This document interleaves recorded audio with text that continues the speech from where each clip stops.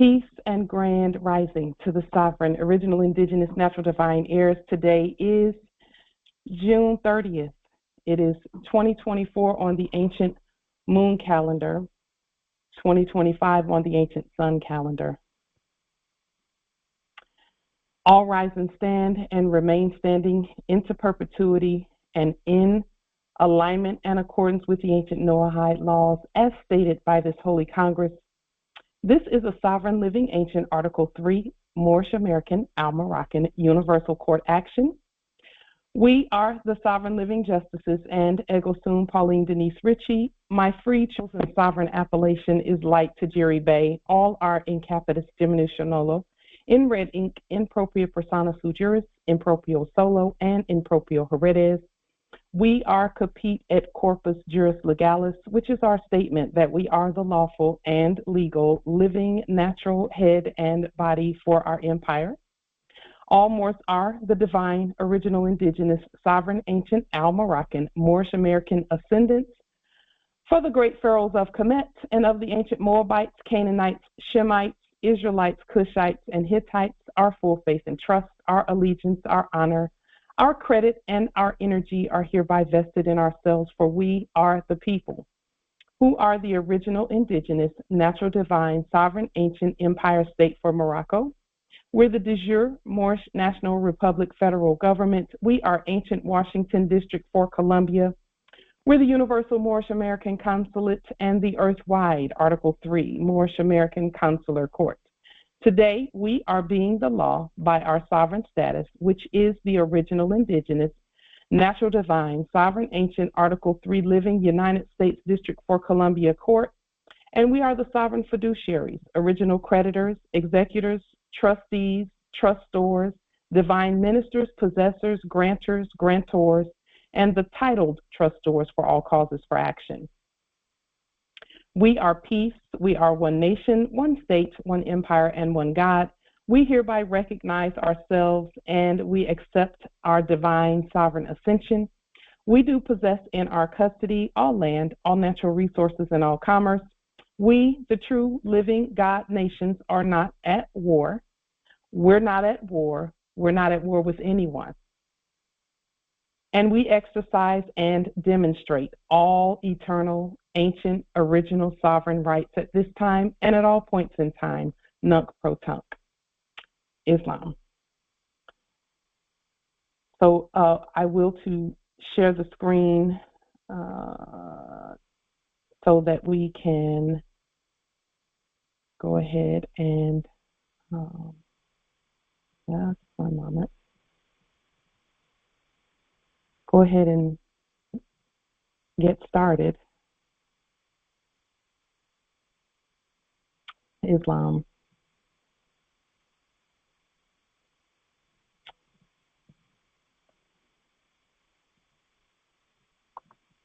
And then what we will do also is put the meeting in Congress mode so that we can all speak at will and so on and so forth.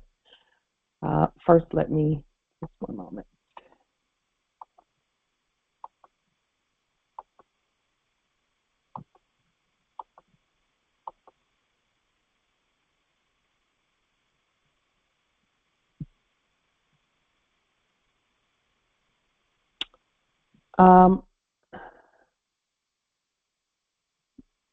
Just 1 moment.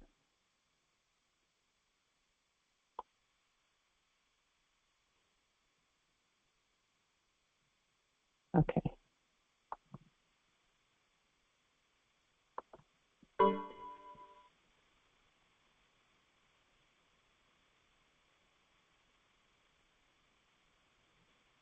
So the first thing, just some quick notes for the record. Does anyone know how many churches there are in America? And the reason we ask this question, first and foremost, is let us state that we love the Christians. We created them, so we love them. They came here for the reasons that they came here. And we gave them some laws and things to go by. And so we're not mad at Christians at all. In fact, many of us have brothers and sisters and kin who claim Christianity. And if they claim Christianity, then we're not going to argue with that. Does anyone know how many churches there are in America? And I'm stating in America for a reason. I'm going to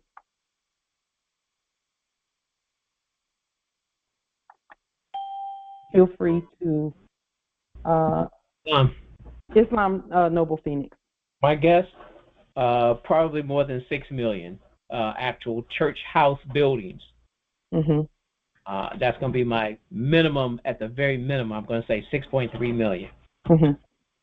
Yes, the number will differ depending on how you count it. So if you're talking buildings, it's probably going to be about 6 million or so. If you're talking organizations, it's probably going to be around 350 to 400,000 in terms of different organizations and different, churches. And how many Moors are in this country? Okay. None.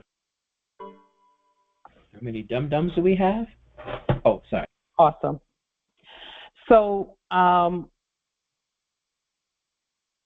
let's just go with the number of organizations. But even Noble Phoenix, if we went with the 6 million buildings, we quickly just will to drop a seed in your spirit, Moors. What will our land be like when we have just at least 50,000 erudition temple palaces? Can you imagine how powerful and how amazing and how secure and how awesome our land is going to be as we continue putting all of this together? It's going to be just amazing and powerful. If you don't like this country, Pauline, leave. Powerful. It's going to be absolutely powerful. Previously in ancient times, we had temples everywhere. Our temples did everything. The temple palaces did everything. Birth the heirs, register or record the heirs, issue the documentation, provide erudition, which some will call education for the heirs from birth until. Everything that was issued to the people was issued by way of our temples, our temple palaces. And we've already begun that process again, issuing everything. Everything has to come from us. We know that. Is that a lot of work? Yes. Do we welcome it? Yes. Yes, we do. This land has always been ancient land. It always has been. So it is absolutely impossible for us to not be here. We've always been here and we always will. And for that, we're grateful, Islam. So we just wanted to plant that seed in your minds because that's where we're going. That's what this is going to look like. There will be a minimum of 50,000 erudition temple palaces. And the reason we put the number at 50,000 instead of 350,000, because our temples are so huge. To give you an idea of the size and scope of our temples and our erudition palaces, complexes such as the 10-mile by 10-mile Washington, D.C. that we used to, back from the previous funny mirror, that entire 10-mile by 10-mile square encompassed just one, because that particular place in particular still is, it was and is an erudition temple palace for us.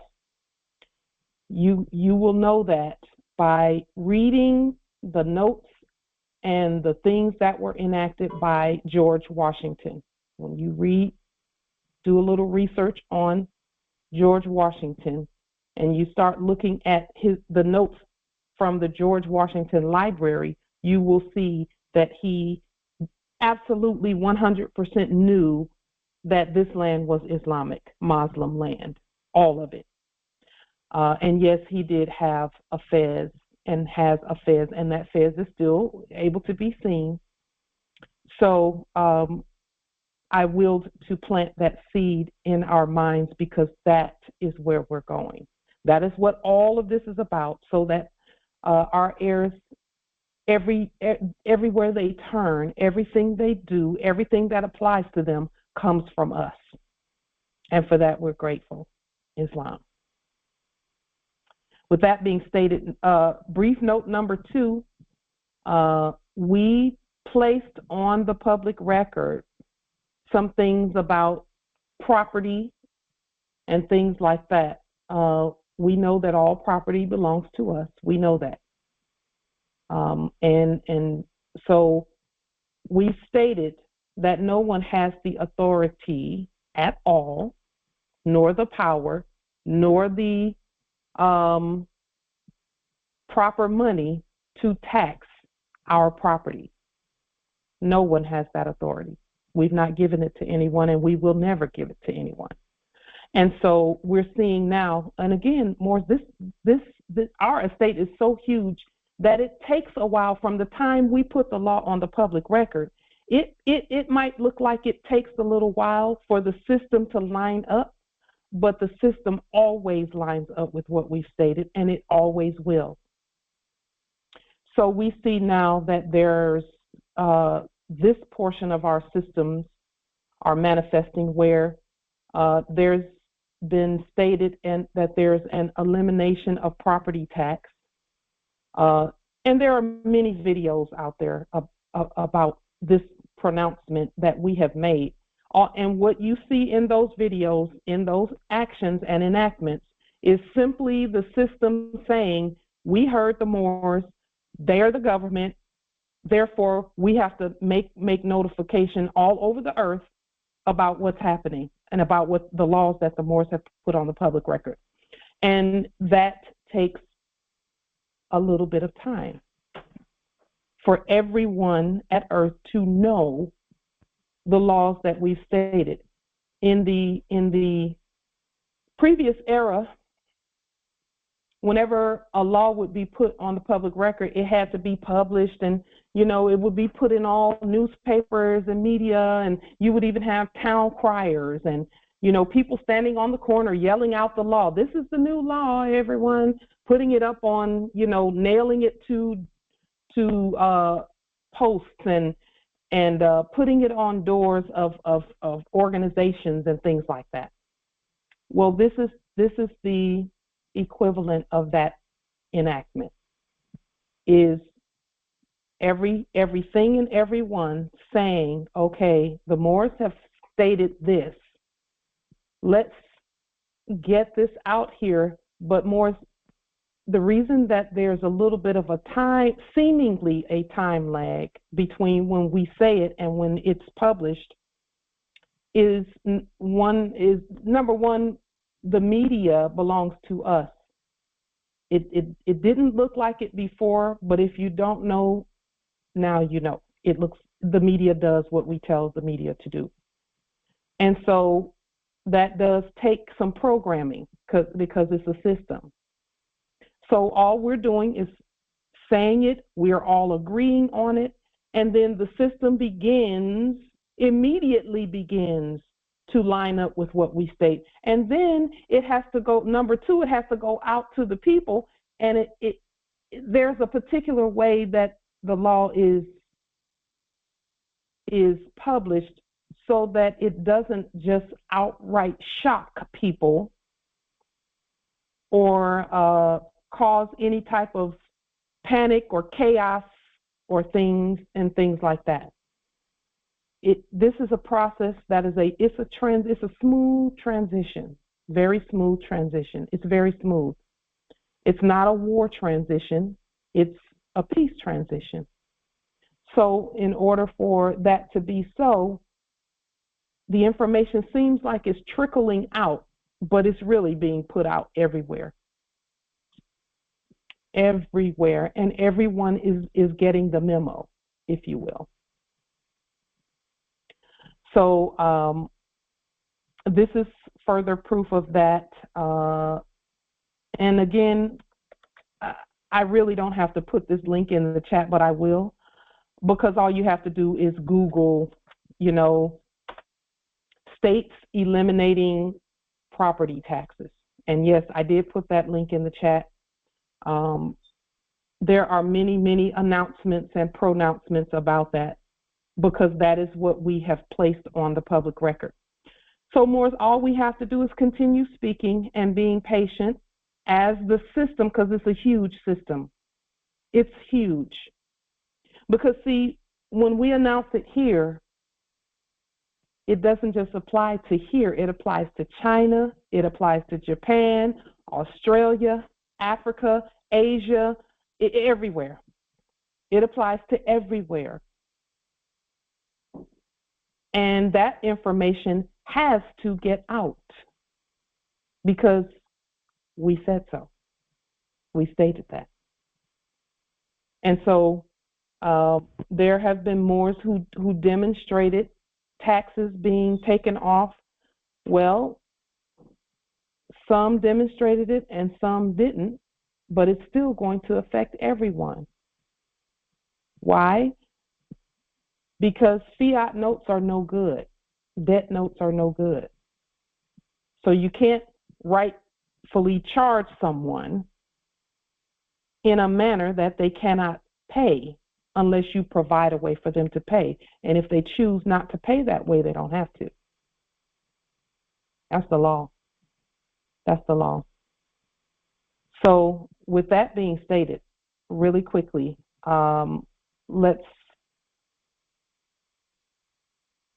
if you'll notice, the word states is in all lowercase letters. And with that, again, they did not say state of in all capital letters or anything like that. So if you ever received a quote unquote property tax letter and things were in all capital letters, that must be properly rebutted by the state, which is all of us. Lien, levy, bond, proper documentation, allodial title, and then a trust deed.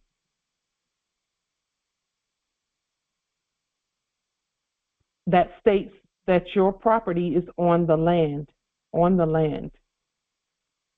and not floating around lost at sea. Islam. Another note, a quick note.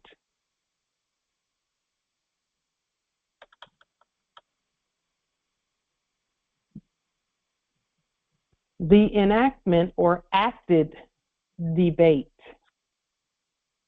We did not watch it because the funny mirror is just funny, and we have enough to laugh at. That's not an ego statement, it's truth.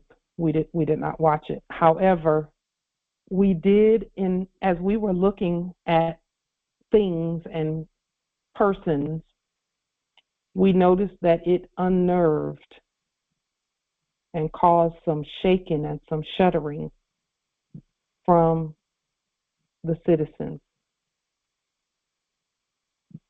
those acting as citizens or who were acting as citizens. It caused them to be very upset about whatever took place there just because of the incompetence. That's what those were their words in the enactment.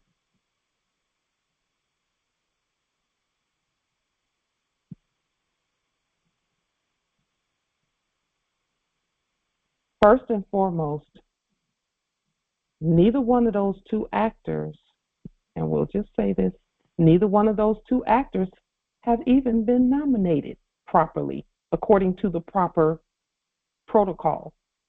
You have to have a convention and you have to choose who's going to be there and who's going to do what. There has to be a coming together and people have to pick, and then they say, okay, this is the one that we will to have do whatever. Neither one of them, that has not happened at all. So we know it's just acting. Islam? Yes, Islam, nobility. Question in that regard. Isn't that, though, part of the corporate system that has been dismantled? The whole voting process, as it was for the citizens of the corporation, was an internal for them, for their corporation government, because that's what it was. It was the corporation governing its employees. And that whole structure was part of the corporation that has been dissolved anyway. So a Republican or Democratic National Convention is irrelevant since it doesn't exist anymore. Am I correct, or did I miss something? You are absolutely correct. Okay, I just wanted to confirm. You're absolutely correct. And not only that, but even that thing that they were calling a quote-unquote debate might as well have happened in Hollywood on a stage next to Mickey Mouse. It was just acting. It's not real. It's not real. It's not real at all. So we thought we would just make that clear once more, that it's not real. And that right there, the sooner, because see, our job is to drill into the knowers and the truth centers that it was all acting, and that what we're stating is absolute truth. But see, let's just say this, that the ones that come into the meeting and try to say things, they're actors too. They're a part of that acting thing that doesn't really exist. Might as well be coming from Hollywood. Old, bankrupt Hollywood.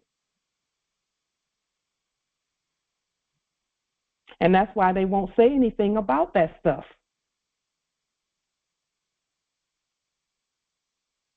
So it's all the same. The ones that those voices that you hear sometimes trying to come in here into this meeting are just as big actors and has-beens as that enactment was.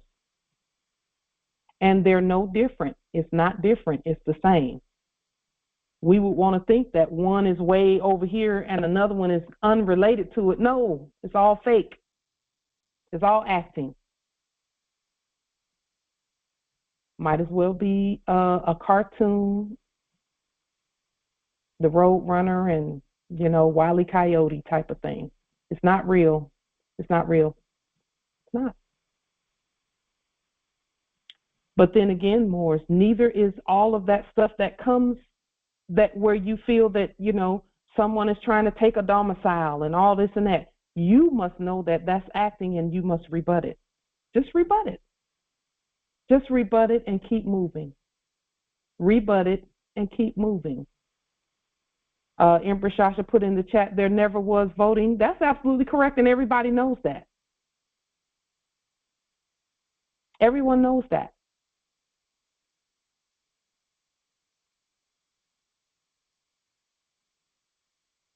But Moors, we must know that actors and acting is all that we were dealing with, as it were. That's it. And that's no different than fakes coming from where you think is up the street, calling themselves police, wearing uniforms and costumes, rather. It's a costume. They're actors, but we must know that. Bullshit.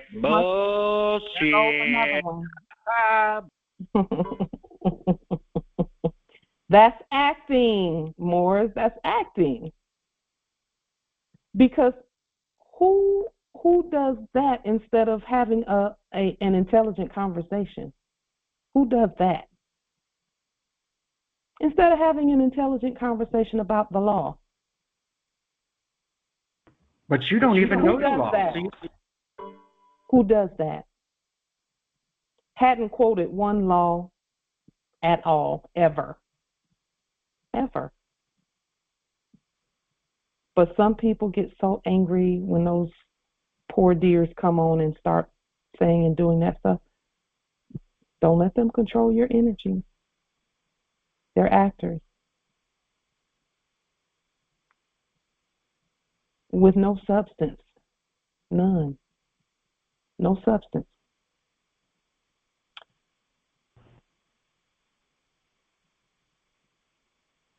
Yes, Empress Aisha says, when rebutted, do we do a lien, levy, and bond behind their foreclosure or so-called foreclosure process? Yes. Yes. Yes. If your spirit is telling you to do that, do it. And Morris, I always say, Morris, that if you ask the question, if your spirit is prompted to ask the question, then you probably already know the answer. But we'll affirm it. We don't mind. We'll affirm it. Islam.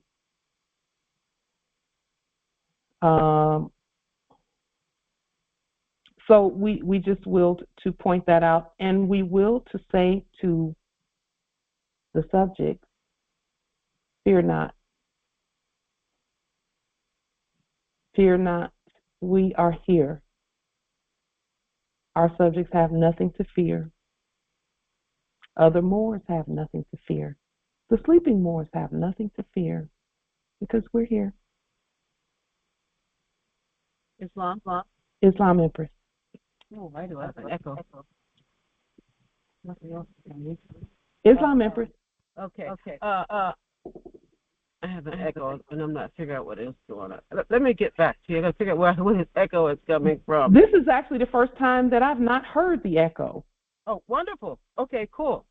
My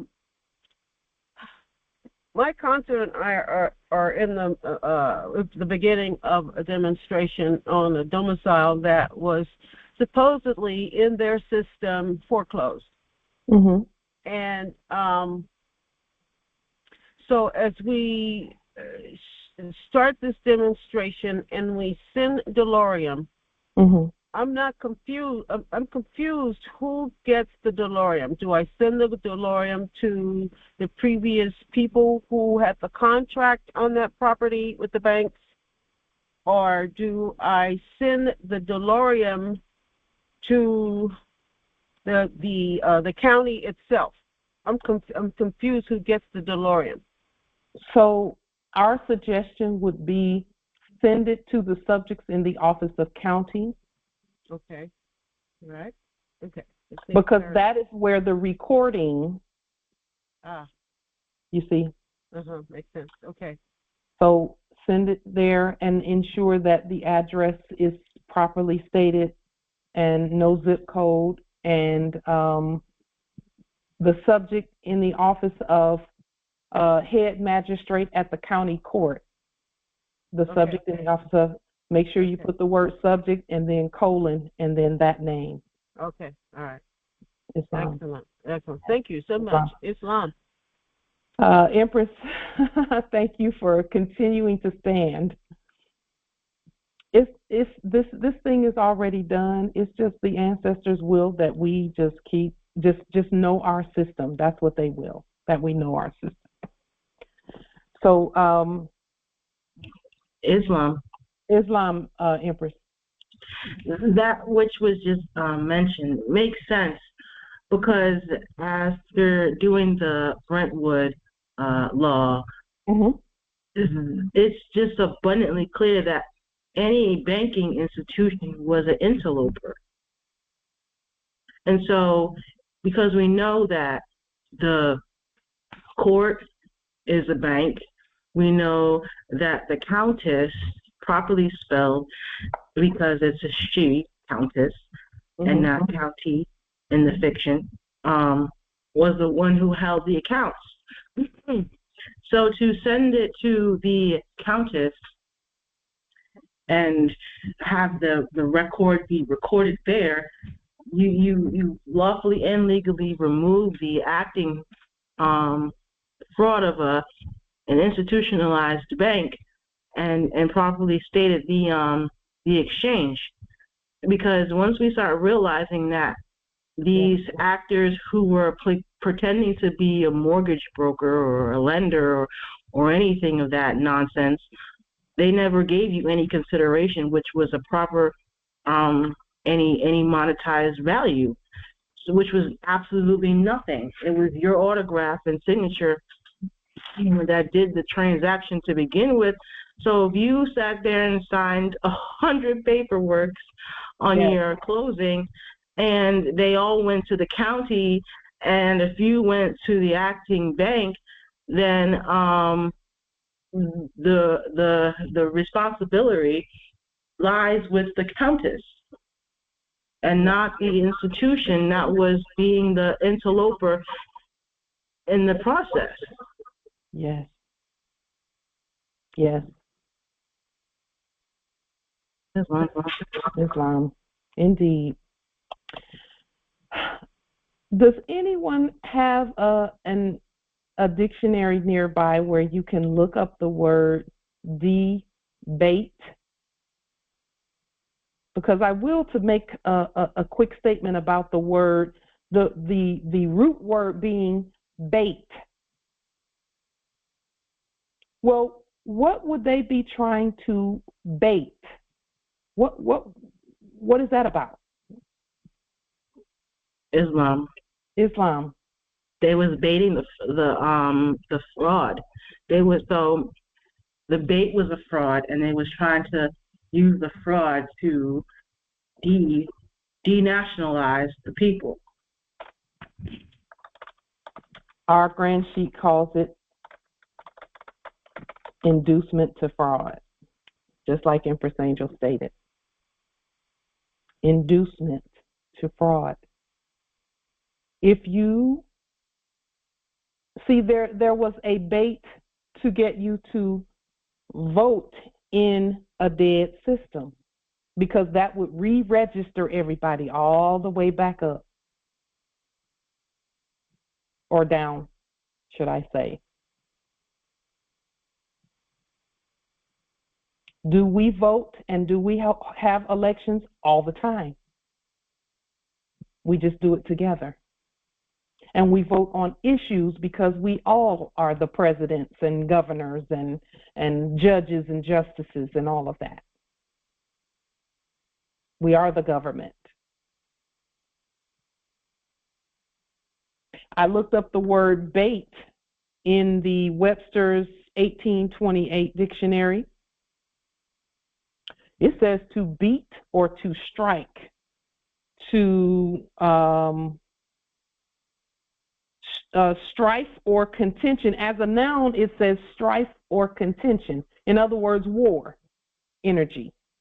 Strife, contention, going back and forth, arguing. And then as a verb transitive, to reduce, to diminish, to beat down, to lessen, to abate, as to bait the laborer's wages, to deduct in abatement, to deprive of, to grow or become less. And that's where denationalization comes in with the word B-A-T-E, or to become reduced. Islam, Empress. if you look at listen to the sound bait, when you fish, you bait the fish in order to kill the fish. Yeah. Eat it, dinner, or sell it, but to reduce it. Yes. So it's all the same thing. Yes. And so, in fact, as you state, the inducement to fraud, we were being baited like fish. Yes. Or as you state with the reduction, reduce capitis diminutia. Yes. That part.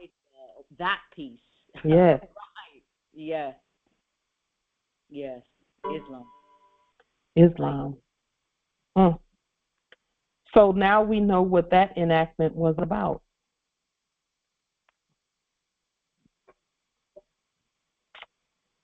So moving on here.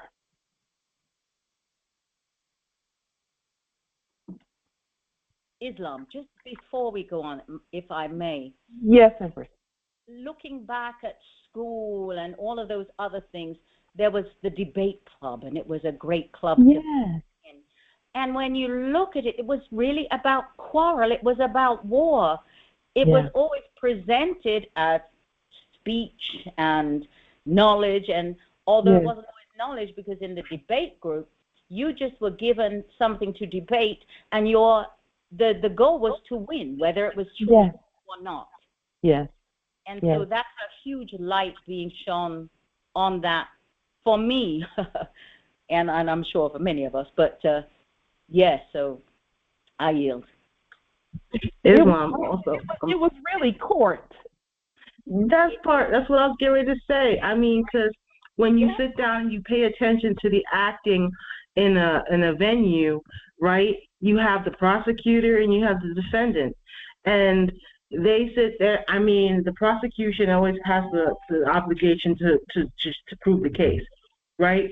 And then the defense, they defend their client, and so they argue the facts, and the defense can get something that could be damning to the prosecution as far as evidence thrown out based upon a technicality of not proper, due process.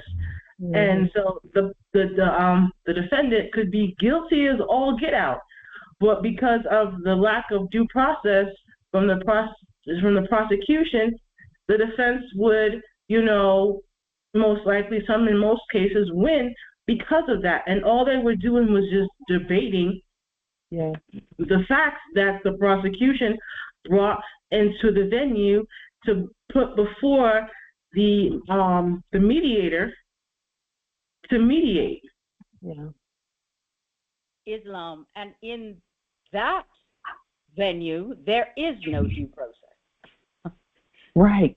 There is no due process. And it's interesting because it's making me remember my youngest son had in sixth form, he wanted to do law. And so he went to a couple classes, and he came to me one day and he says, "Mom, no, I can't do it because you have to lie all the time." Yeah. That was his statement. And they're liars. And when you say it, particularly here with the patois, liar and liar are the same thing. Liar. Yeah. Yeah. I yield. Yeah. It's interesting because when I was in high school, I was entered into a pageant, and they asked me what I wanted to be when what did I want to go to college for, and I did say that I wanted to be a lawyer. And when I think about that and what transpired between then, that made it so that law school was not an option. Our ancestors I know they probably was like, you think you going to law school? You going to law school, but not like that. Not that one, the other one, the real one. So they made it so that when I looked at the process, it made me want to throw up back then. It was so corrupt and gross. It's interestingly, I managed a law firm in Chicago. I believe that. After working at the British consulate, amazing. And I also did paralegal studies and did paralegal work for some time too. It's, as I look back, it's crazy. It as you state, our ancestors know. They know what they're doing. They know what they were doing, what they're doing all the time. Yeah. They knew this day would come. Absolutely. And that's why Allah is the best of all planners. Hello. Absolutely. Yeah. Yeah. So let's move forward also where words are concerned, this word right here, what is the definition for the word return? And we're bringing this up specifically for a reason.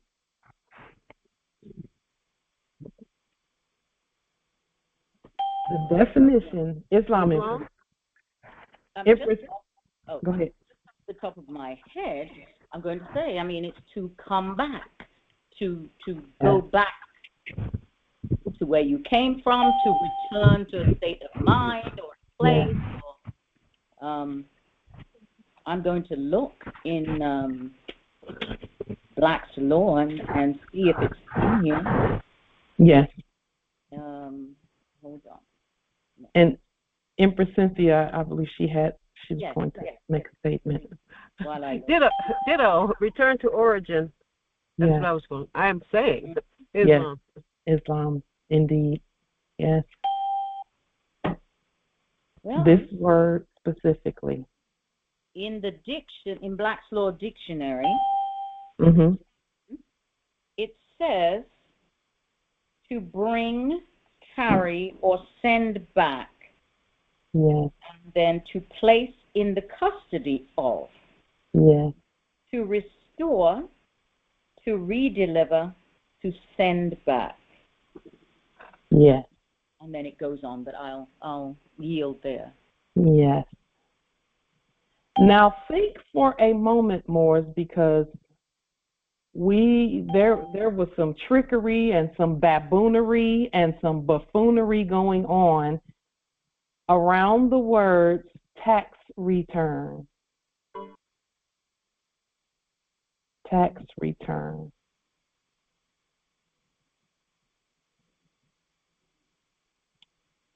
The Internal Revenue is the biggest bank at Earth, or banking system rather. We're the biggest banks. Let's make that clear.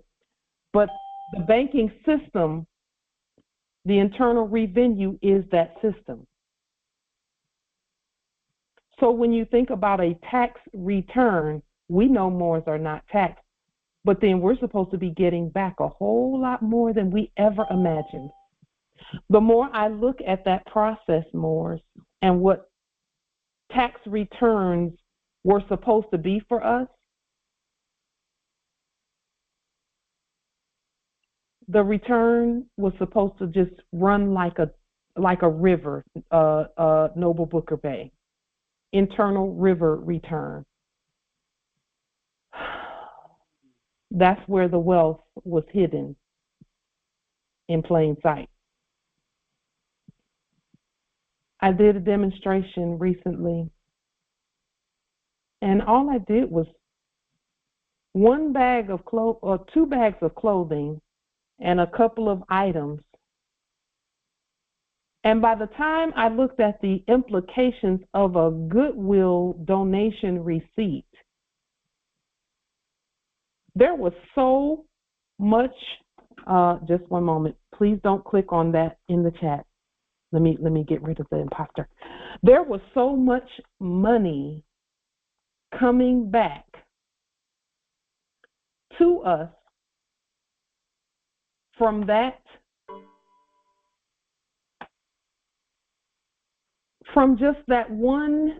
It was like over a 2-day period, really a 1-day period, once in the morning, once in the evening, where I took the donations and I got the receipt because I willed to look at the process.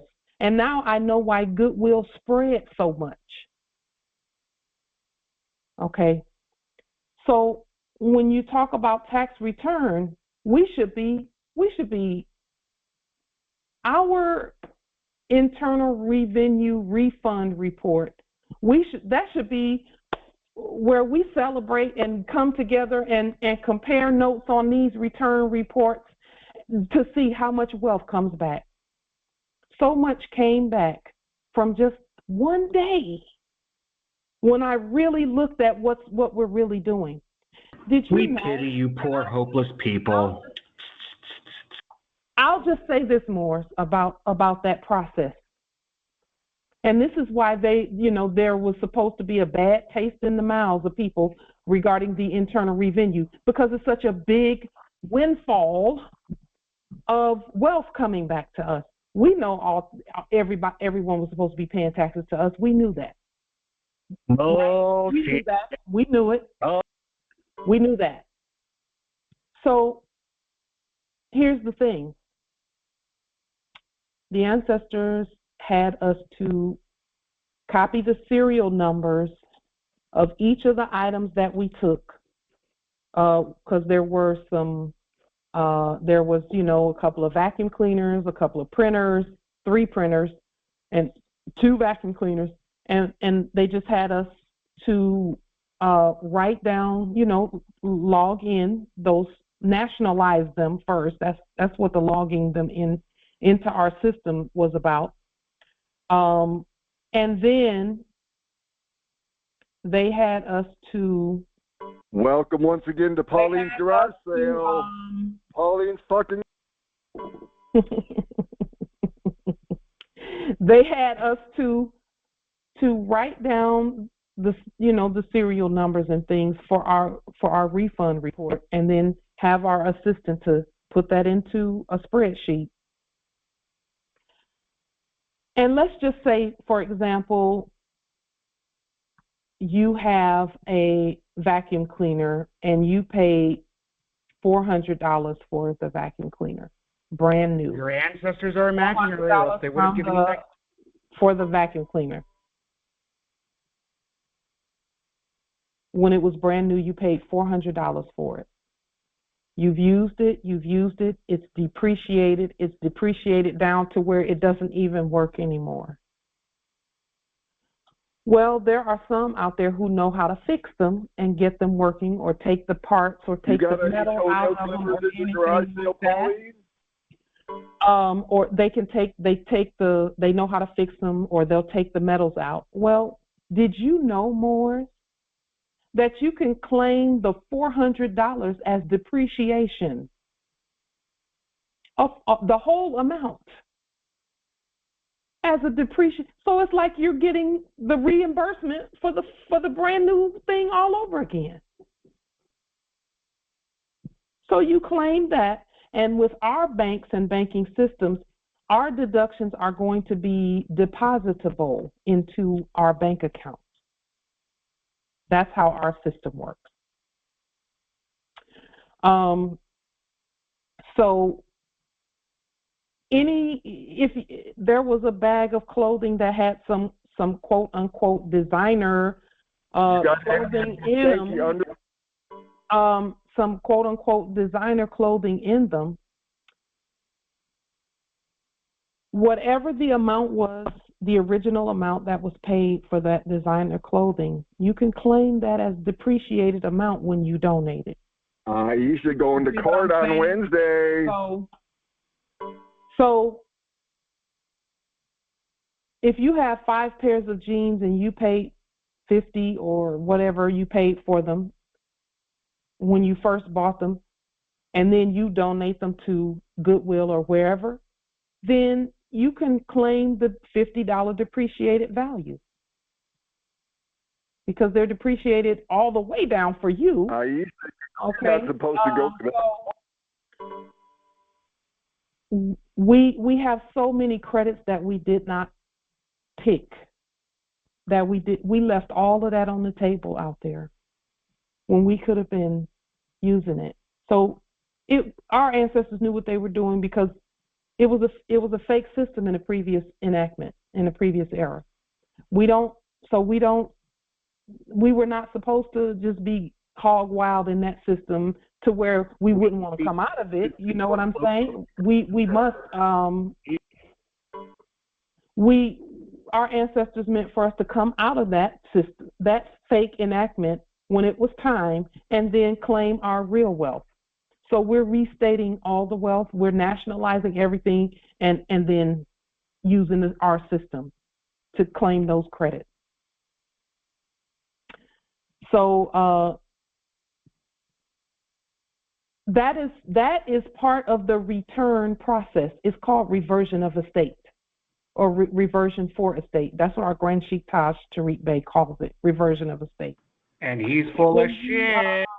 When you start pulling back everything, getting back all that you should have, absolutely, it's reversion of estate. But again, you cannot use that dead enactment of a system. You look at it and then you restate everything.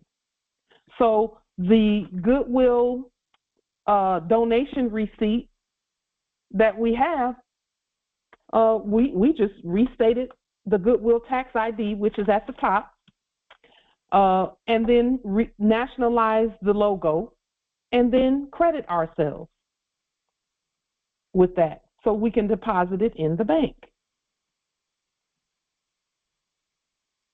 Or deduct it and then put it in this long list of deductions. We're going to have so many deductions by the time it's over that, you know, by the time we send our taxes to our internal revenue, that we just get wealthier with every ink pen we buy, with every book we buy, with every we win all the way around. All the way around. That is what a tax return. It is to return what you were taxed on. That means anything you buy, you're supposed to get that back. That's what a tax return really is. And not part of it, all of it, and then some. All of it and then some. So when our prophet Noble Drew Ali stated that Moors, you're just plain rich, the more I look at this process and all that we have, there was something that said, keep your receipts for 3 years. Keep your receipts. Well, every receipt for everything, you should be getting that back in deductions. Everything, because again, it's a return. So we looked at the word return in the dictionary, and we pulled it up in as a verb transitive and as a noun and all of that, and we just looked at it as an adjective and all of that. We will to share that information with you now to prove to you that it is by court action that all of that comes back, and no one can argue with you about that because we are the court. So let's look at the word return. To turn back, to turn. Well, the word turn is actually the root word for attorney. Attorney, you know, the ones that were acting as lawyers. That, the word turn is the same root word. To come back as to a former place or condition, to return to the city, to return to the nobility, to return to your proper status, to revert to a former owner. That's reversion of estate there at number 2. That's reversion of estate that our Grand Sheikh Taj has been telling us about for years. For years. A tax return to claim your credits, never to owe. Now shall the kingdom return to the house of David, not to the house of David, but to David as an affidavit. Here, to appear or begin again after a periodical revolution. Revolutionary war. And see, we're not at war. To appear again, the word appear is a court term. So when Moors talk about doing a special appearance, that's a court term. To go back in thought and speech. They say or speech, but we say and speech. Reversion of estate, back to the mind of our foremothers and forefathers. To go back, to speak again of a subject laid aside for a time. And then here, to answer, to reply, to respond, we scratch that and say to rebut, because again, it's a court action. In fencing, to attack as by a thrust after parrying a sword thrust. Sword, again, is about the word. Our sword is in our tongue. But look here at verb transitive. To bring, to carry, to put or send back, to restore, to repay, as to return borrowed money. You know, they've always said that the government is borrowing from the people. The government was borrowing from the people. At what point do we get our money back, right? Well, this is how. To give, to send, or do something of the same sort or equivalent to. And that's what deductions and returns are all about. It is getting the equivalent. It's not part of what you paid back. It's all of it. Equal, equivalent to what was given, sent, or done. Reciprocity, requital. To give, send, or do in requital or reciprocation, rather. And then here, to produce as a profit or revenue, revenue. That's our favorite word, to be honest with you. It's one of our favorite words, revenue, because we're talking about the court. Whenever you see the word revenue, they're saying go back to the right venue, go back to the right court. To yield, we're supposed to be getting a yield from everything that we do. Now, I saw some in here that I did not know the word meant. The word return means to report. Well, didn't we say something about an internal revenue refund report? To announce officially or formally.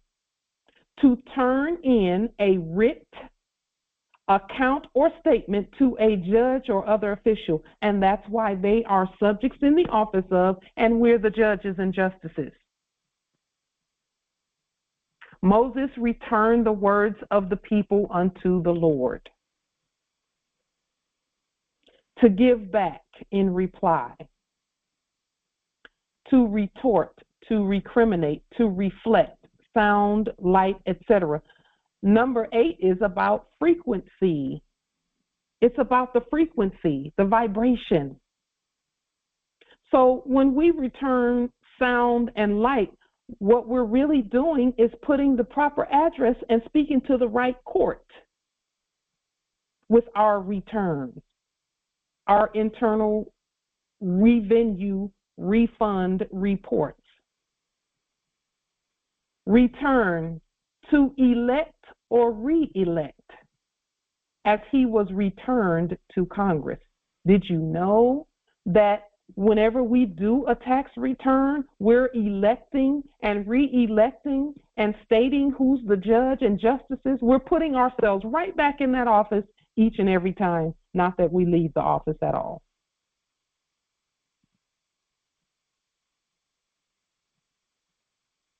To replace in its holder.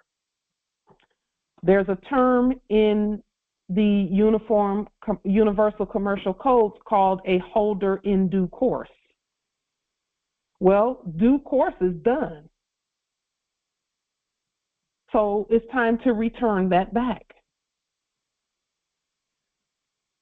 To turn back, to turn in the opposite direction of the fraud.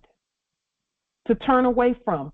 In the Biblios, it speaks about turning away from sin. Yes, turning away from sin. Sin being using someone else's person to try and get things. Using a dead corpse person to try and access a living estate. Number 13, I just danced around the place in my spirit when I saw number 13. To render a verdict. A tax return is you rendering a verdict. I did not know it was that deep, but now I do, just through our studies. To render a verdict, that's a court action. And that is why when we were pretending to be dead citizens in the previous era, when we were pretending to be Negro, Black, colored, African American, we were not rendering a verdict. We were actually asking permission. And the answer was always no. I remember my parents, they were a 501c3 in the previous era. They were a church and all of that. And every year they were having to pay taxes to the tune of $25,000 and $15,000 and $10,000 when none of their supposed counterparts were having to pay that. But that's because they had foreign CPAs, acting CPAs, who were incompetent. But they didn't know that. They didn't know that. They had someone else attempting to render a verdict and claim all their credits and leave them with a bill. In card games, to respond to a partner's lead by leading a card of the same suit. In other words, speaking the same thing. You're saying what the system is saying. You're saying what your partner is saying. You're leading the process. Restore, repay. To return is to repay. To render, to requite, to remit. Restore. Why are we putting so much emphasis on the word return? Because we're going to be getting everything back. Everything. Reappearance. This is the return of the Christ. We know we're the Christ. We know that. Anyone having a problem with us knowing that and being that, because see, other people don't have a problem with us making that statement. It's only Moors, some Moors, who have a problem with us making that statement. Everyone else knows we're the Christ. It's only a few Moors who are still a little sleepy-eyed who have a problem with that. Reappearance.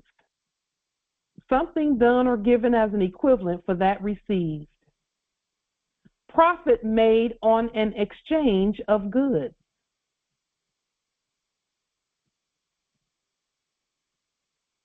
So for that 2 bags of clothing and 2 vacuum cleaners and 3 printers, when I looked at how many times we can add up and receive just from that little bit of stuff. So the things that you have laying around, you're owed for that. There is a debt due to you. And I would say credits due to you. Even if it's 1 vase, 1 vase, 1 printer that went, you can claim the whole value for that printer. The laptops, the phones, there's so much of that. Now, I'll say this about the phones too, Morris. There are some subjects in the office of phone companies that are saying now that if you bring in a certain type of phone, they'll give you a free new one in exchange for it. They don't care what condition it's in. They don't care if it doesn't work. Just bring in one, and because they know this already. They already know that whatever the price of the new phone is, they have that old phone. They can claim the credit. They know that already, that it's an equivalent. If the new phone is $1,000, that broke down old one is going to be $1,000 deduction because it has depreciated $1,000. And then on top of that, they're going to go into that old phone and pull out all the goodies, all the metals, the copper, the gold, and all of that out of the phone. And they're going to even get another return on that, because then it becomes scrap metal, so to speak. But they're not going to scrap it. They're going to melt it down and make it into something else, which is yet another bringing in, reaping of the harvest. It says here, return, yield, profit, or revenue as from labor, investments, etc. Yield per unit.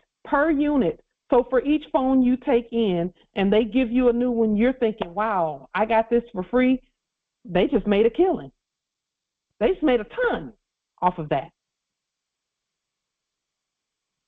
Well, we do the same things. That phone that you take in, you're supposed to claim a deduction too. On the phone going out and the one coming in, you're supposed to claim that same deduction for both of them. So you just made $2,000 off of that one exchange. You did, because you donated the other one. So those are things that we will write into our internal revenue refund report. Those deductions add up, and then just put the serial number so that all of that can be, so that the system records where everything is. The vacuum cleaners, the 2 vacuum cleaners, I just wrote down the serial number, put it in and had my assistant to put it into the spreadsheet. That spreadsheet is going to be what I send with my refund report, my internal revenue refund report, for all the deductions that are coming. Empress. Islam Empress. I have $1 million question. Yes, Islam Empress. Had a lot of things taken from me, kept in the house. Mm-hmm. A lot of things they threw out because I hadn't had a chance to take it all out. Mm-hmm. So you are saying then that all of that stuff that I care to go back and list and claim on taxes, I can get a refund for? Yes, you can. Okay. Yes. The other question is, what they did was what they really did was say that you abandoned the place and abandoned the things. But your claim will be stating that that is not the case. Right. No, I didn't abandon anything. I wasn't there, and they just took the lock off and changed it and proceeded to do what they were going to do. Mm-hmm. Mm-hmm. So that will be your rebuttal to what they did. Okay, now the second question is, I have this real estate broker. Mm-hmm. Now they say they have foreclosed on the property, right? And it belonged to them and not me. But now this real estate broker is coming to me to make a deal with him to sell him the property. And they would give rebuttals all day long. Rebuttals, because see, they're trying to get you to acquiesce to abandonment. Okay, that's what I thought. And your job is to say, nope, I didn't abandon it, it's still mine. Okay. And then claim it. I did. I went back and put it back into my Moabitish trust the Friday before they did what they did. So, Empress, your rebuttal is going to be the full price of the domicile. You're going to claim the full price of the domicile, and you're going to show that you have the title and you have the title deed. Okay. So you're claiming that is your claim, and you send, and here's the thing. You send it to our internal revenue with the proper address. you know how to send it to our internal revenue. Don't send it to any actors. Send it to subjects in the office of, so that you get a refund on all of the stuff, because the stuff was able to be claimed whether you are there or not, because it's your stuff. Okay. So I don't really have to make a deal with him. I just take it through court and state what has to be stated. Your job is to state that the domicile still belongs to you and that you have the title, because, see, that's the real issue. That's the real issue. They don't have a title. So they're trying to come to you to get you to sign something. Don't sign anything except anything that you don't write yourself. Don't sign anything that you don't write yourself.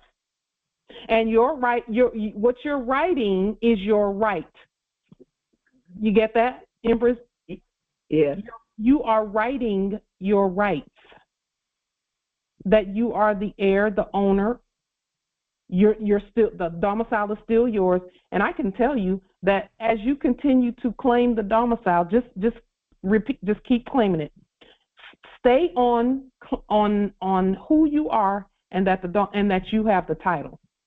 You don't have to do a whole lot of paperwork. You have the title, and you're the rightful owner for the property. Stay there on that. Don't go in circles with them again like that. Don't go in circles with them about who's doing what. They wouldn't be coming to you if they had an out-and-out claim. Why would they come to you? Well, they are telling me because it's technically, by their language, the end of July. They would have wanted to take over anyway. But I know different than that. Of course you know different than that. Of course you do. Of course you do.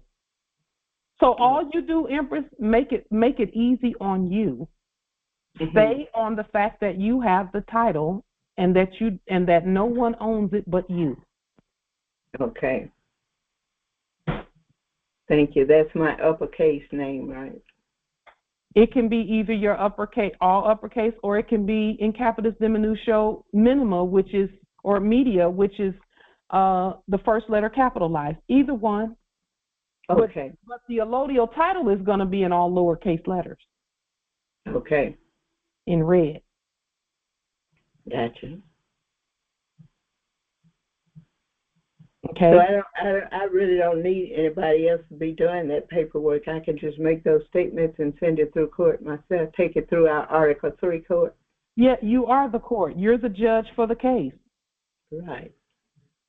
So, and then you just notify whoever it is, and again, you make sure that the address that you send it to is written out and no abbreviations in it. Right. Okay. Thank you. They're not going to be able to move anybody in. They're not going to be able to do anything. No acting, none of that. And the only reason, Empress, and hopefully you don't mind me mentioning this, the only reason that there was any issue in the first place was because of the fiat piece, But that's easy to rebut too, because jurisdiction can be invoked at any time. Okay. So just invoke jurisdiction yet again. Invoke it again. Okay. And keep it simple. Anything that comes, just send those same documents that the copy of the allodial title, and your rebuttal stating that the property belongs to you by affidavit. That's it. Just continue to. Mm-hmm. Is it possible you can put a link of an allodial title? Empress Angel will provide a copy of an allodial title. Okay. You could get that from Empress Angel. She has a copy of an allodial title that you can use as a template. Okay, thank you. You're welcome. Islam, yes. Islam.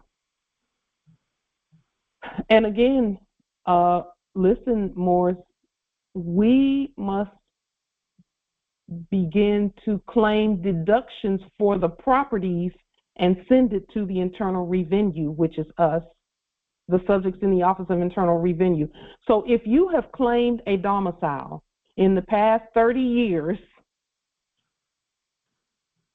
claim the entire amount of the domicile as a deduction on your Internal Revenue refund report, because it's a report. It's also a bank statement. Claim the total price of that property and then send it to the Internal Revenue, our Internal Revenue.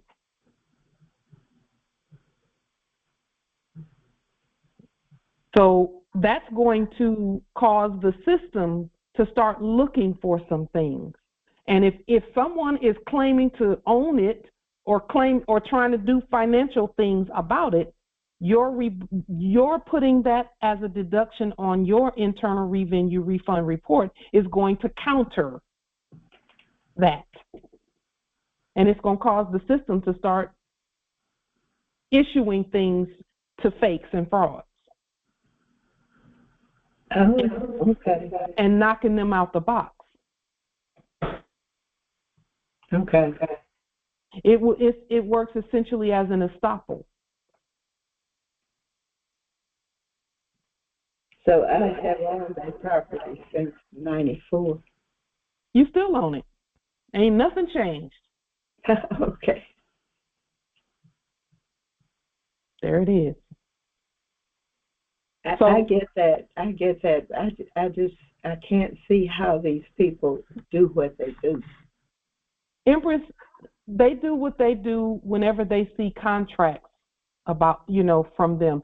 Because, see, here's the thing. We can state that we are who we are, but if we turn around 5 minutes later and give them some fiat or do something that says we have a contract with them, like negotiating with them, then they turn around and get their claws back in by our own words. That's why we don't talk to them. We send the documentation and let that documentation stand. Let it stand and be what it is. Of course, they're going to ring you the phone off the hook and try and call you. Of course, they're going to try and get you to meet with them. Because what they did wasn't good enough. It wasn't good enough, Empress. Okay. They need some more consent from you. Right. Don't give it to them. Don't meet with them. Don't talk to them on the phone. Just send your documentation. And let your documentation speak for you. That's what's called a special appearance. Okay. And now, Morris, everyone, we're actually getting into the part where the Internal Revenue comes into play, and it's not into play, manifests, so that any fraudulent false claims about anything is not going to stand. It's not going to stand. Because we're going to claim our deductions and show that we have title and all of that. Justice Harold said, is that the 1096? That's part of it. The 1099 OID, the cancellation of all debt, that's a 1099 1099 A, the acquisition. So here's my suggestion. The 1099 acquisition, and you have to spell out acquisition, or else it could take it as abandonment. 1099 acquisition, or you could say 1099 acceptance, and then the 1099 OID, original issue discount, and then make sure you do a allodial title, and then you do a tax assessor trust deed. It looks just like the stuff you see on the tax assessor website, except you're the county. You're the head magistrate for the county. All Moors are the head magistrates for the county. You do a trust deed there. If there's any delirium that needs to be placed on the public record, go ahead and do that. If there's anyone acting as a realtor, then you will to nationalize that by using the proper address and listing whoever it is as a subject, and then send the delirium for the place, create a lodial title, all of that. Lien, levy, and bond, so that actors cannot act. Empress Aisha, did you ever get around to the levy and bond process at all? I have not done that yet. Okay. Well, you have time now, Empress, to just study that process and go from there. You know. I'm glad you brought it up. You had so many listed on the form that you had to. Should I have to list that many people, or use the same ones that's already on the form also? Empress, whatever is going to make it easier for you, and whatever your spirit says to do. Okay. Now, the spirit might be prompting you so that you can get used to doing a little more in the paperwork area, and I'm sure that that's probably part of it. Is you know, even though you've been doing paperwork for many years, even before we met. I remember when we first connected, Empress, you had been still doing documentation and paperwork. So we know our suggestion is to make it easy on you, but still do the demonstrations. Okay. Yeah, it's necessary. Okay. And I put that on public record. Put it in our court as well as public record in their court. Yes. Yes, and not really in their court. You'll just mail notification to them. You're not filing it with them. You're not paying any fees. You're just notifying them. And the number of your mailing, the certified number of your mailing, is your proof. Okay. Now, when we say 1099 acquisition and 1099s and things like that, we're not using their forms. We create our own, and ours looks a lot like theirs. A lot like the draft ones, except we spell everything out on our form, on our affidavit, and we call it an affidavit. It's not a form; it's an affidavit. It's a 1099 acceptance or acquisition affidavit. Okay, I will do that. Yeah, Islam, Empress, and that should answer the questions that are in the chat. Okay. No, we don't use any of their stuff, but we do look at the process that they put out there and then restate that process. It just means create our own or craft our own, or scan the one in that they have and then make changes to it so that everything is spelled out. Okay. Yeah. You know, make it easy on yourselves. Just, you know, scan in the 1099A and spell out acquisition and spell out acceptance and spell out the addresses and, you know, spell everything out. Don't use any abbreviations or acronyms. Islam. So now, when I do all this process, I mean, you know, the property was getting to the point that it really kind of needs to be knocked down and redone, rebuilt, etc. Yeah. But if I'm turning all this information in, are they going to still be able to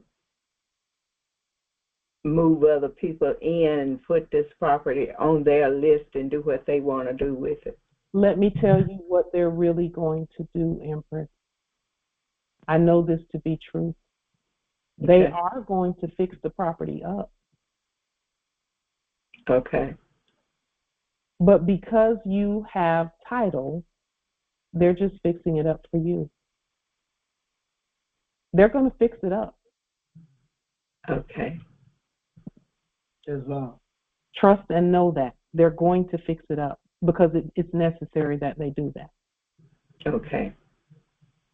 Don't worry about it because it's going to be very beautiful when you move back in. Okay. Know that that is exactly what our ancestors have in mind. And for those of you who have demonstrated and been tested with evictions and things like that, where there needed to be work on the place, don't even worry about it. It'll be fixed up and ready for you when you will to move back in. It will be. Or we'll be able to lease it to someone else if we don't move. If you choose to, but they will have to use proper money and all of that. They'll have to be either nationalized or naturalized. If they're subjects naturalized, and if they're Moors, they have to be nationalized so that they can use the proper money and not have to worry about someone coming in and attempting to claim it improperly. Okay. Yeah. It's so return, a bend or turn, as in a line, wall, etc. An answer, a reply, a response, a report. And look at this more. A return is a report, especially an official or formal report as of the financial condition of a company. That is what our internal revenue refund report is. It's a report, and it's an official report of the financial condition of what we're doing. A report on a count of votes at polling places as election returns. In architecture, the continuation as of a molding, a colonnade, etc. Number 12, in law, a return is the bringing or sending back of a writ, a subpoena, a summons, etc., to the proper court or official, usually with a short report endorsed on it. A certified report by an election official, assessor, etc. A certificate or report endorsed on any such documents. So there's your answer right there with regard to returns. Tax returns, where law is concerned, and that's why we speak by affidavit, a writ, a subpoena, a summons, etc., to the proper court. That means that there's some out there acting like courts that are not real courts. They're not the proper ones. They're not official. Islam, Empress. Islam, Empress. This word certified. When I put my thumbprint and I do my autograph, is that not certified in my court? Of course it is. It's not only is it certified, it's also notarized, it's also witnessed, it's also sealed, all of that. Yes, it is. And so that is the highest form of not form, that's the highest certification or the highest endorsement. And then we use our systems to certify it as it goes through the systems. So you use certified mailing process to get it through the system. And that's what and again, we don't use fiat for our certified mailing process. Everyone knows that. The government mailing process is the process that we use so that we don't have to use fiat for that either.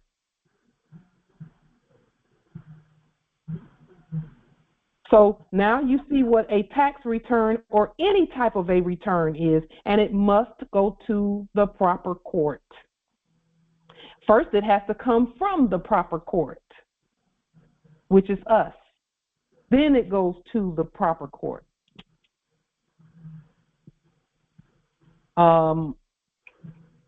Here, number 16 in military and naval usage, an official account, a report or statement rendered to the commander or other superior. And in our case, it's from the commander or other superior because of who we are.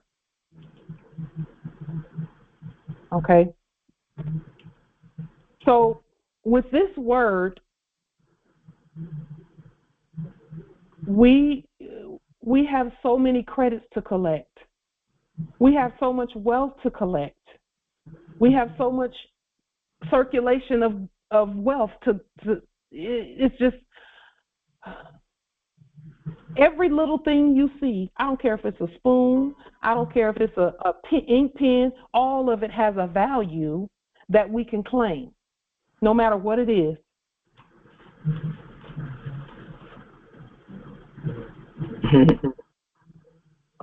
Islam. We're just plain rich. We're just plain rich. Islam. That's what it means in the Biblios where it says, "My word shall not return unto me void." Yes. It will accomplish all that we send it out to do. That part, yes. I mean, when I pulled up just a few receipts, and I'm like, we got money everywhere. We have money everywhere.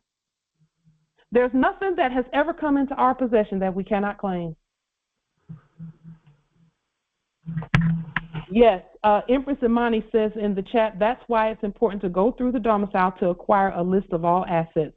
And everything is an asset, even if it's the top part of a lip gloss. It's an asset. We can claim it.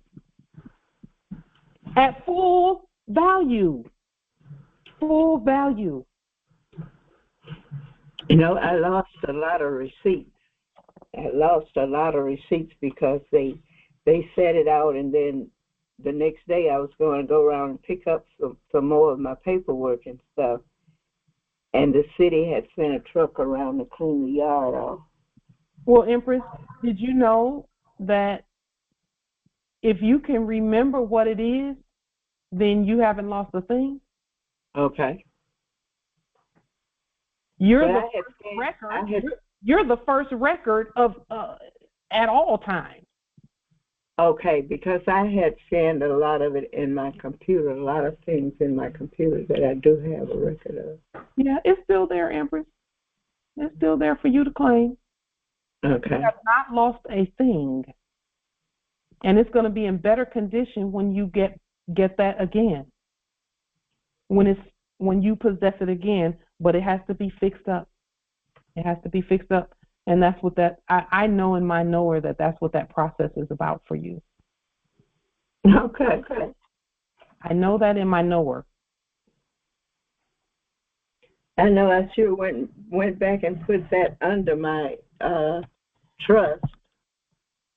Yeah. And I did have longitude, latitude, and stuff on there. Yeah.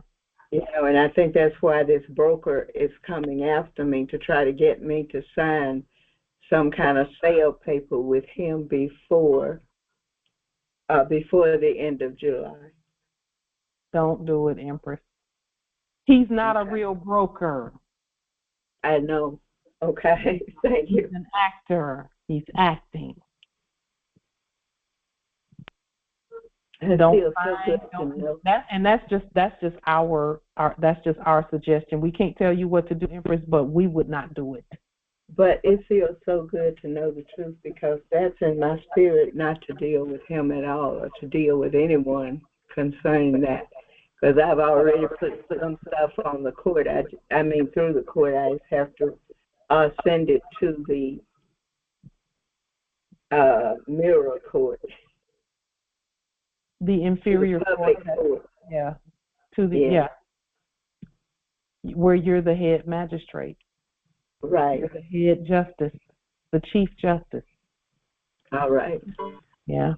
So, Empress, and we're glad that you're feeling that way about that, because you have all power and authority. It's just a matter of continuing to demonstrate that. Oh, thank you. I feel that too. Yeah. Our ancestors know what they're doing with all of us and with the things that we're seeing and participating in and invoking and so on and so forth.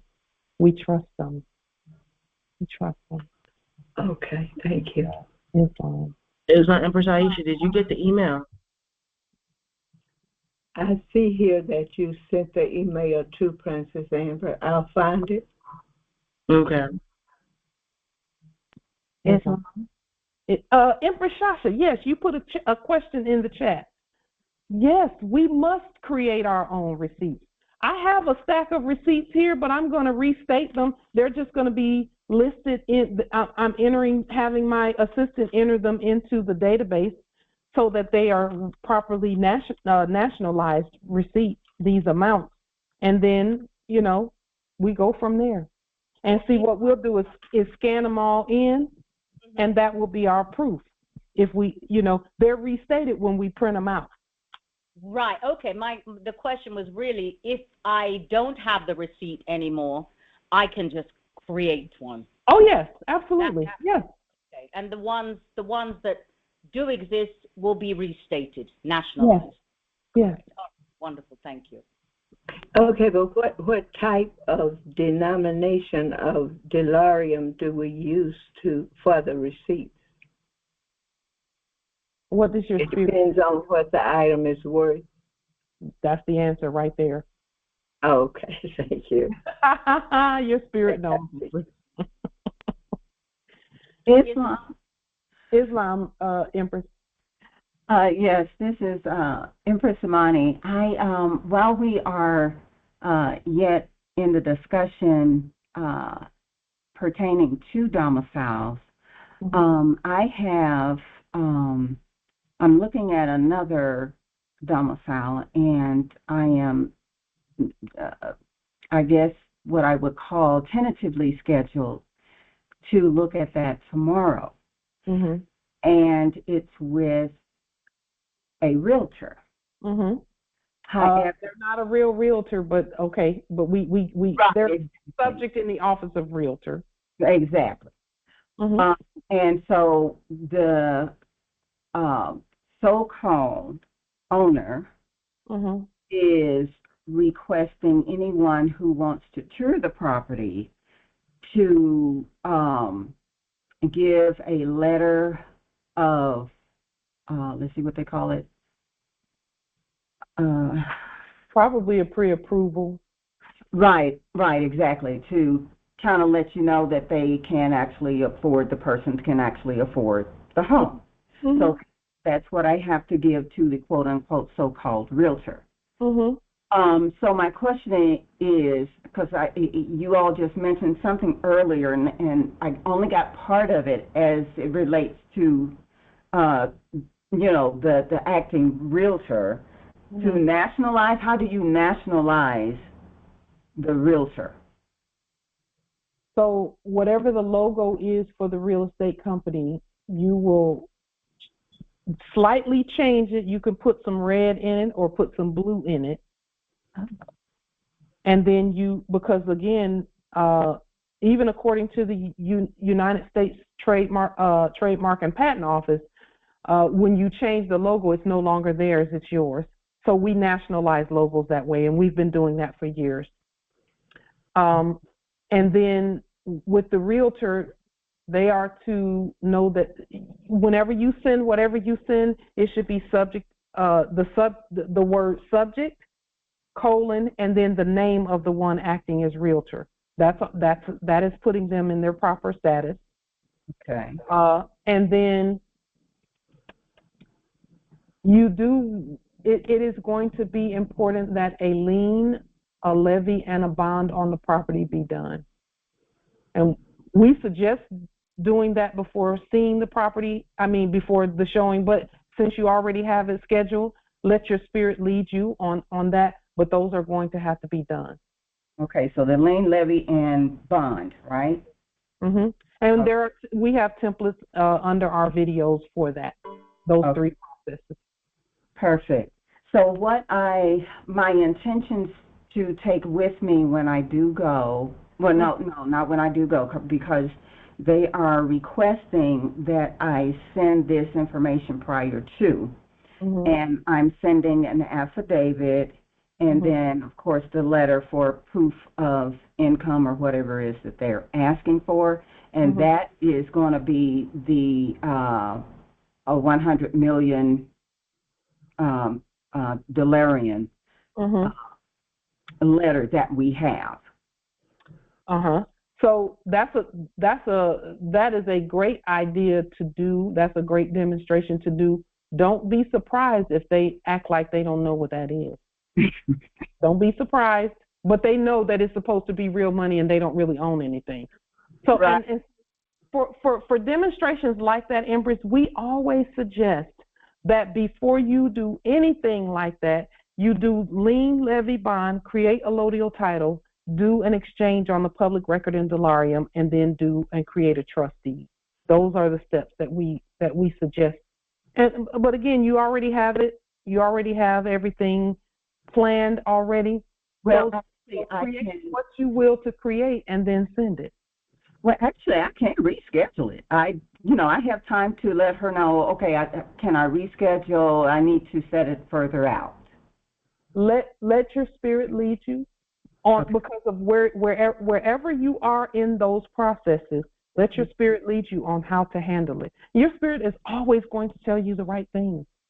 Always going to tell you the right thing. If it's time to go see it, your spirit will let you know. Just go ahead and do it. If it's not time, your spirit will let you know. Your spirit will always let you know. Perfect. Okay. Yeah. Yes, and then in the interim, while you're doing whatever you're doing, go ahead and get those processes in place. I will. And here's the thing. Those acting as realtors and all of that, they are well aware. Well aware. Yes. That's what I perceive, that they are. I'm sensing that. Well aware. Okay. That's your spirit telling you that's your spirit saying that. Yes. There is not a single one who was acting as a realtor that don't know about the Moors and what we do and who we are and all of that. They know all of that. They know already. Yes, ma'am. That's why you haven't seen anything on the news about the lien, levy, and bond and all the things we're doing. They just be quiet and just be like, we know it's the Moors. We know it's them. Let's just act for as long as we can act, but the stuff belongs to them. Right. Yes, ma'am. The title holder, and not we're greater than that. We're the title creators. So of course we own everything. Everyone knows that. They know we've been here since time immemorial and all of that. They know that. So we just take it a step at a time. We take our time and perfect the processes and so on and so forth. The system already belongs to us and everything too. It's just a matter of, okay, us, because see, everybody else they know who we are and they're waiting on us to do what we're doing. Competently, peacefully, and with the using our proper system. And it's crazy. It's interesting because the systems, the enacted system, is a mimic of our real system. So all we have to do is look at it, see what they copied from our ancestors, and then nationalize it. That's it. Now I have another question as it relates to the lanes. So now here's what I'm looking at. There is a lane for, which is the UCC1 for United States. Let's see, what is it saying? United States. I'm trying to get the correct title here that I'm trying to say. But we have that United States Corporation Company. So we have the UCC1 on that.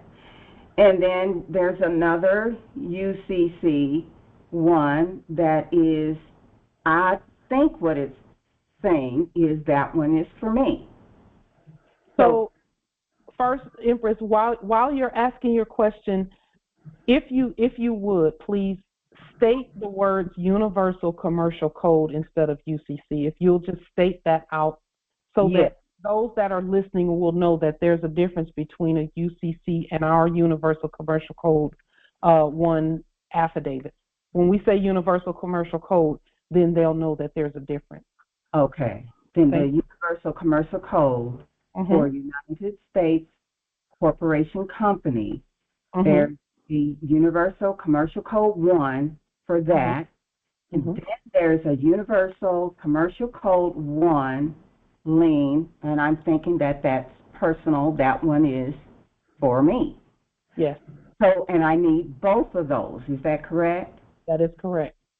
Now, when I'm doing a lien on the property, that is going to be, or will that be, the Universal Commercial Code 1 for United States Corporation?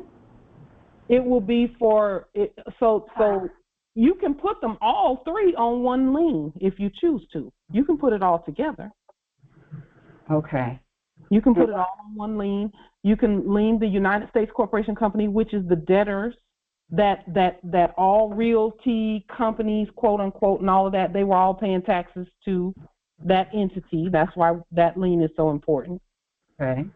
And then the lien for the nom de guerre war name, ensure that you know that that is not you. Right. That even though it's spelled the same and it looks the same, they created one and you create the real one.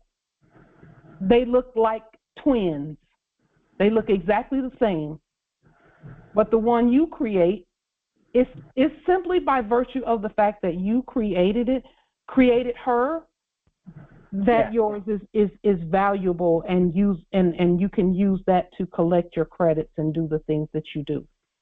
But you must always know the difference. If you didn't write it, then it's not you. You must write everything that has to do with you. So you'll rebut anything coming that looks like it's you, rebut it. It has to be rebutted. So now when I complete the lien, do I mail it to the location at the end of the document, which is the Empire State of Morocco? No, you wouldn't send it there. You're going to notify the subjects in the office of whoever it is that you're liening. Okay. Oh. Office of whoever you're liening, and if there's no specific subject, then always send it to the county. The subjects in the office of county court. Great. I think I have that process now. Yes. I was a little confused at first because of the original document has a long list of debtors. Yeah. We did have a lot of debtors on there. Yeah. Are those? Well, they're not really examples. I was just about to say they are those examples, but not really examples. They are what they are. Yes, that's real lien, and they have been liened. Yes. Right. So now when it comes to myself going through the lien process, if it's necessary, I can update those debtors, remove those that is unnecessary, and add those that I need. Yes. Great. I think I got it now. I think I got it. Yes. Okay. Yes. And if your spirit leads you to send the liens to Washington District for Columbia, the recorder's office and the mayor's office there at Washington District for Columbia, do that as well, because that is notification. That's part of the notification process. Okay.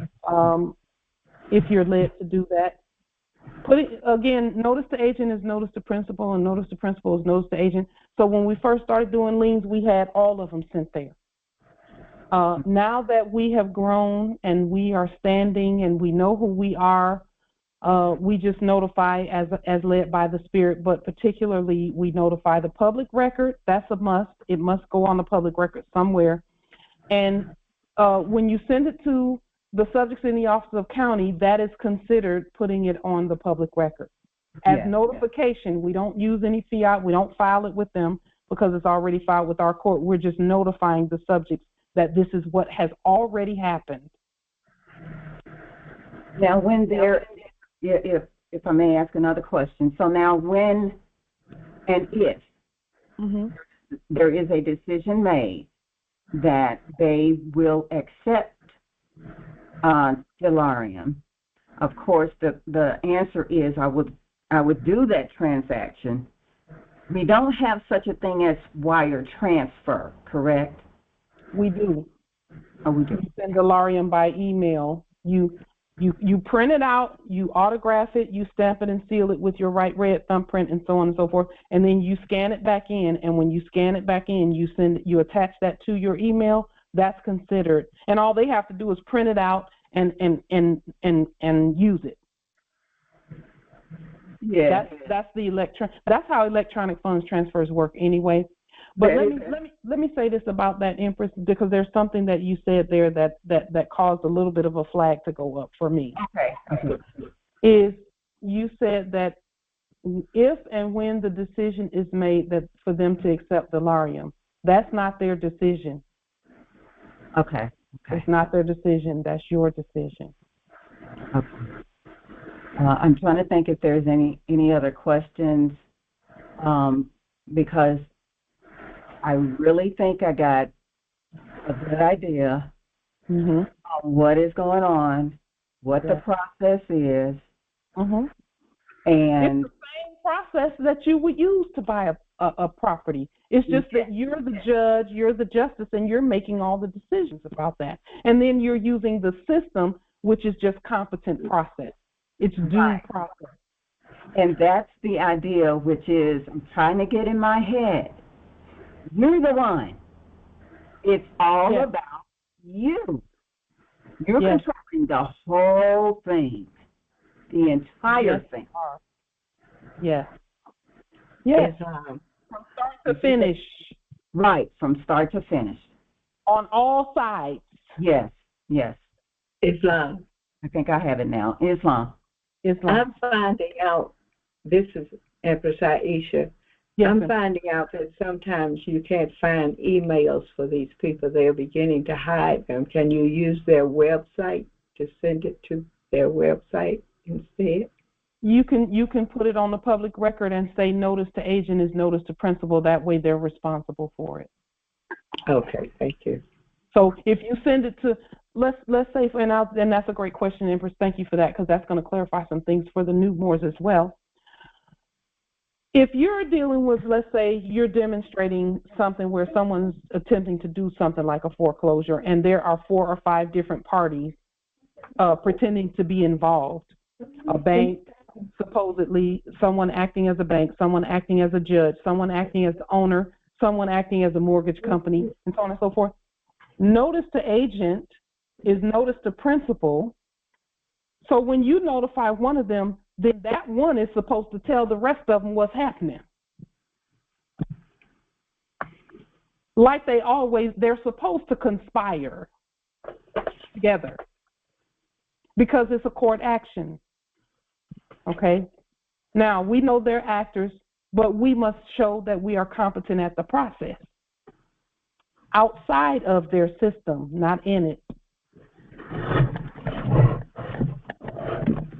Because, see, they can argue with the stuff that's in there, that's supposedly in that fake system. They can argue about that all day, every day. They can send, fake policy enforcers and fake things. They were able to do that in the previous era, where they send people out to do things because Moors didn't know that they had to be outside of that fake system and have their real system, our real system, doing things, using our real system. When we use our real system, they can't use the fake one. But we have to be consistent with using our real system. No matter where we are in the process, we don't use fiat. We demonstrate with Moorish sovereign Stellarium and gold and silver. No matter where we are in the process. Islam nobility. Is it possible someone can send me some Stellarium? Sure. Because someone tried to last week. Chief Mother, somebody tried to send me some email, but it didn't go through. Okay, that's Empress Angel. What happened? Okay. What happened? Is there a reason why it didn't go through, or? It said it wasn't connected. Oh. Because I've been having trouble with my phones and my laptop. Because I got you on my phone, but I got the demonstration, the pictorial demonstration on my laptop. Mm-hmm. But okay. I just couldn't get through, and I forget the reason they said I couldn't get through, or it said that I couldn't get through, but I couldn't get through. Well, if she But sends it again, are you sure that you'll get it this time? I don't know, but the last time she sent it on the chat, which I just shut it down because of that crazy gun. Oh, another thing, that guy that keeps interrupting you, mm-hmm. he calls at 3, 4, 5 o'clock in the morning on my phone number. I'm wondering if he does it to anybody else on the Congress. So that has happened with my consort, where they will attempt to, all times of day and night and things of that nature. We don't respond. We block every number, all of that. That's what I blocked. Yeah. So just block it. Here's the thing. I think we hurt some feelings. Got you. Islam. But we offer not a single apology because we know that we've been doing what we're supposed to do. Correct. That's why I don't want to waste no time on him. Yeah, don't. They will to have some energy from you. Don't give them your energy. I block them. I block them just like you do. But you know what it does? He does 4 or 5 different telephone numbers. Block every one of them. Just keep blocking them. They'll stop. They'll stop doing it. One last question. Yes. I want you to. What do I look at to learn how to use the DeLorean? What video? Pick one. Just pick one. And it will tell you things about how to use DeLorean. Pick one. Okay. Just pick a video. Any of them. Any of the last 100 videos. Just pick one, and it'll be something there about how to use it. In fact, we have something else that we're going to show you in just a moment about how to use it. Sweet. Islam. Noble, can you put your email back in the chat so I can send it to you again? Yes, and that's Empress Angel. Islam? Yes, Islam. I will put it back in the chat. And who am I referring to? What is your title? Empress, Mother Chief Justice Angelica Yvette Dobbs. Yeah, you're the one that I couldn't get through. Okay, I got you. Thank you. I'll do it right now. Islam.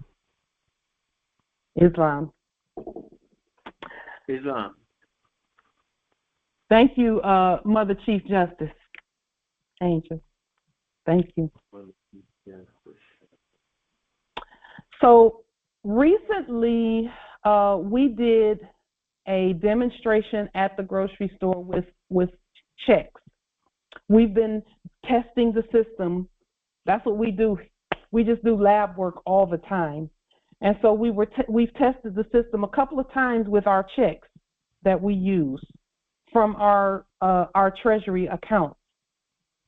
And we did another demonstration about a week ago regarding that. And this is what the same thing happened the first time that happened the second time. And I asked the ancestors about it, and what they said and did made so much sense. I should have known this. And I have a lot of those moments where they'll say something. They keep things very simple for us.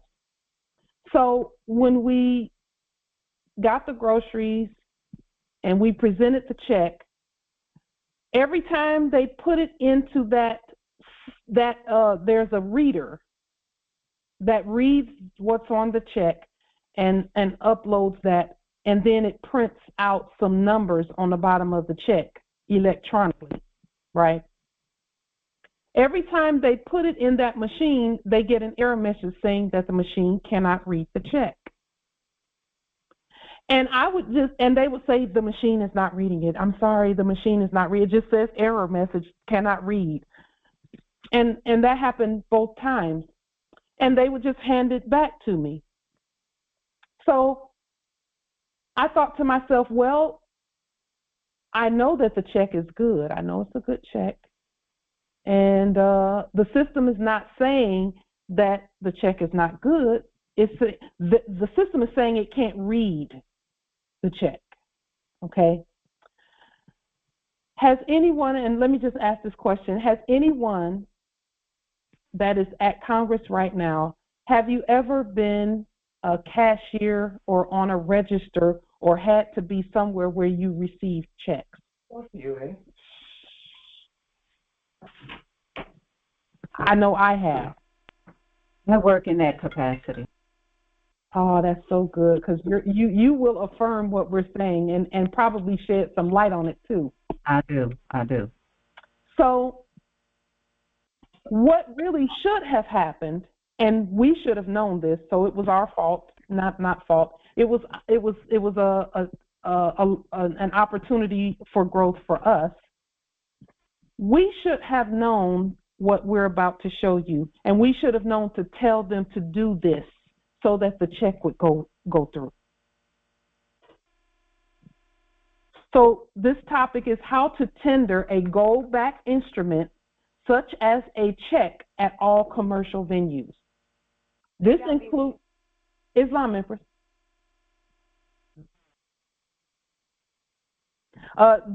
This includes delarium can be done this way also, okay?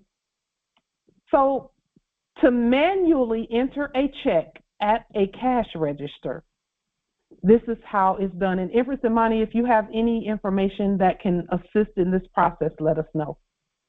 First, what they would do is tender the payment. So press the tender or payment button. And then you enter the exact amount of the check using the numeric keys, but do not use the decimal point. So, for example, if the check is $6.99, you would enter $6.99. And then you press the CK or check button, and it's going to automatically accept whatever is there. Okay?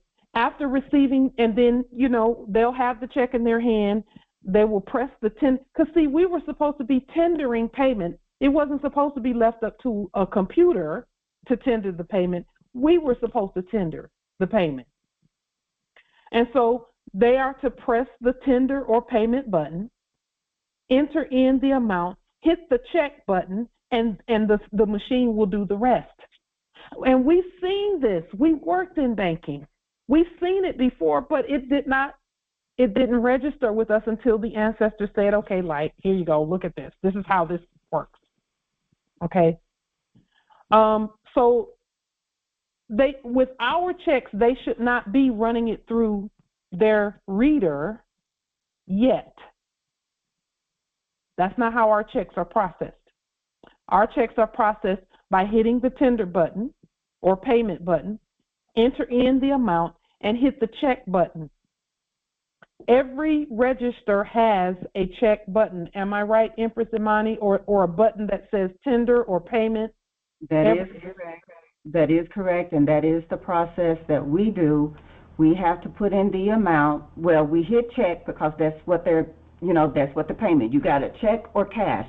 What are they going to do? So if they're paying by check, we choose check, we enter the amount, and then the system will tell us what to do after that, which is to enter the check into this little device. Yes. And then it does what it does, and then it kind of keys in some information on the back of it, and it spits it out. Yes. Yes. So now, yes, thank you for that, Empress Imani, because that just, before those systems where they slide the check in there, before those systems were put at the registers, they would do the same process, and instead of putting it into that machine, because they didn't have that machine, they would just put the check in the drawer. Yes. Sometimes they would stamp it with a stamp of some kind and then fill out a few things like a driver license number or something of that nature. Mm-hmm. But then they would put it in the drawer, and then the back office would do the rest. Well, Yes.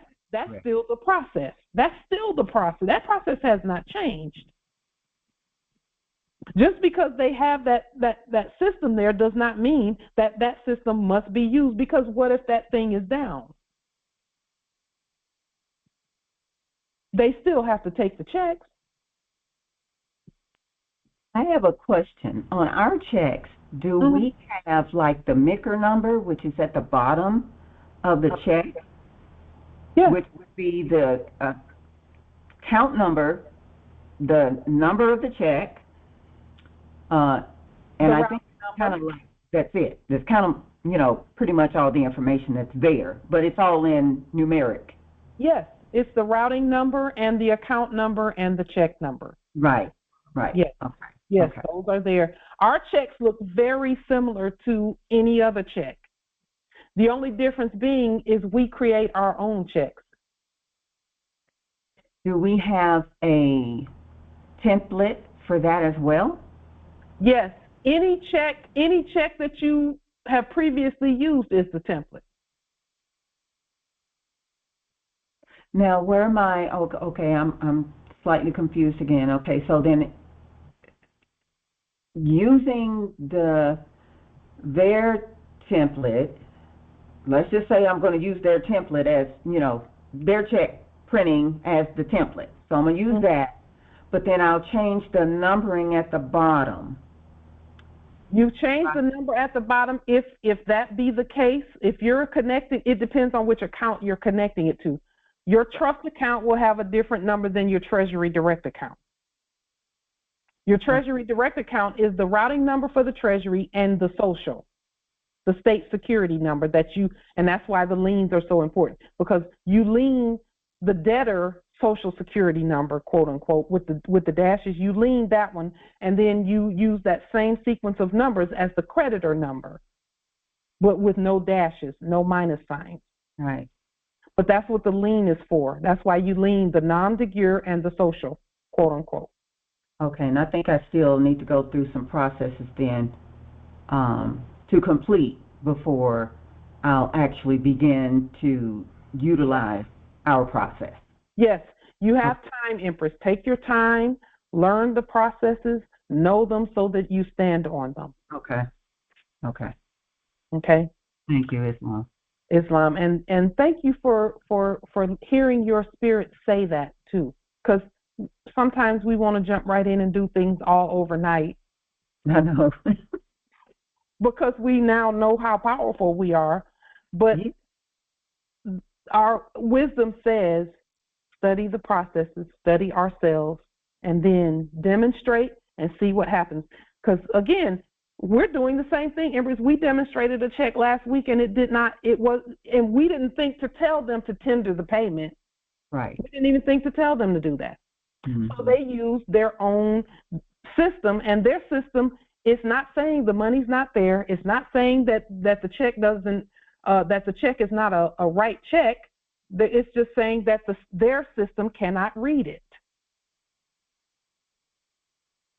So then we're going back to analog banking instead of their digital banking. And every cash register has that ability to do that. Because see, in the past, when they first started putting those readers at the register, at first the reader wasn't working to read everything that came through, like WIC vouchers and things like that. So they would just stick a piece of paper under there and let it print out whatever it was going to print out on the piece of paper. And they would put the check in the drawer. So it was still accepted. It's just that it didn't print anything on the back of the WIC voucher or the check or whatever it is. And that's the same process that's happening right now. So had I told them that I'm tendering the payment, And that's what the check is for, to tender payment. It's not for that system to try to read for us or read for them. But again, wherever you go to use the check, it is best to lien, levy, and bond that place first, so that notification is sent that this is what's going to be happening. The nobility never does anything randomly. Everything that we do is planned, and notification is sent beforehand. You've never heard of, a king or a queen or a prince just showing up somewhere randomly out of nowhere and expect the people to do whatever. We don't do that. We don't just show up out of nowhere and get mad when they don't accept whatever document when we've not given them proper notification. They're subjects. They'll do exactly as commanded. Those offices are subject offices. Those offices are subject to us. So it's just a matter of proper notification and proper process and proper energy. That's it. And so as we were doing this study, number 4 is interesting. After receiving the check, place it in the drawer. Why do you think they call that a drawer? On the register, it's a drawer, a drawer. It's because that register it's a system, and that system is drawing resources. It's the drawer. The drawee is not us, it's the banking system. Therefore, the check is guaranteed because it's our system. We set it up. So people could literally be writing checks from, let's say, their Treasury Direct account or their trust, and it's guaranteed. But again, knowing the system and putting the proper documentation in place first. Currency controller document, one of the 40 documents that we state. Why is this important? Because everyone in all the actors in the previous era did it. They just didn't show it to you.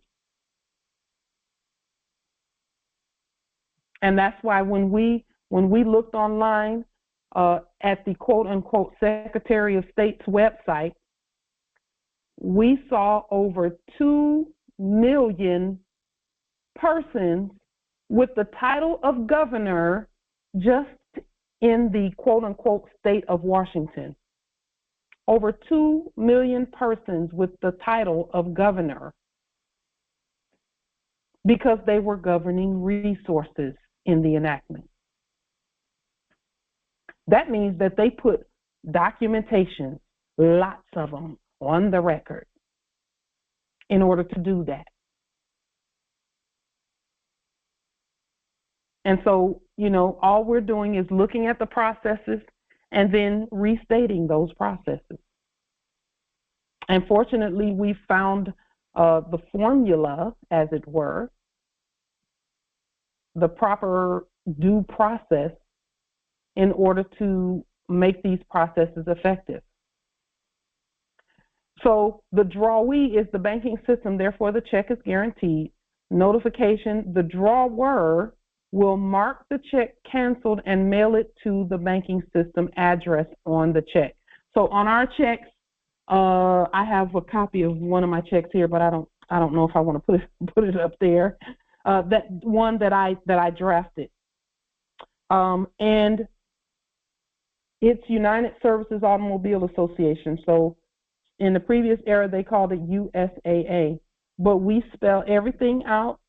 We spell out the address. We spell out everything on here so that whenever the check, whoever it is that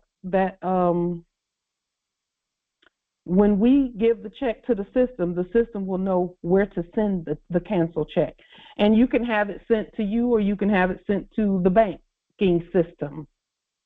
And for us, it can be sent to the banking system because we've already recorded everything. Okay. So just look at the checks that you used previously, if you've ever used checks previously. And if not, you can just go online and Google a check, a copy of a check, any kind of check, and then use that as your template so that you make your own checks. It's a must. It's a mandate. It really is. Because as you all can see, the enactment of that previous system is not a, that's not a Islam? Where do the routing numbers come from? Islam. The routing numbers for what, Empress? To create your check. So on the screen, I'll just go to Google and say Treasury Direct routing number. And a 05173 number should come up, which it did.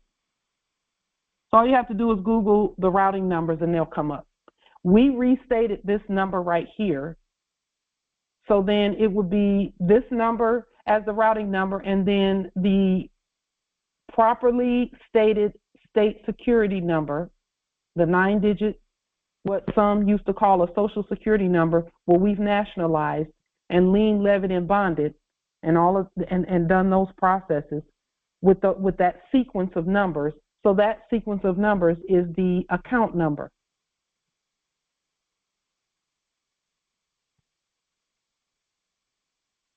And then let's say if you have a check, let's say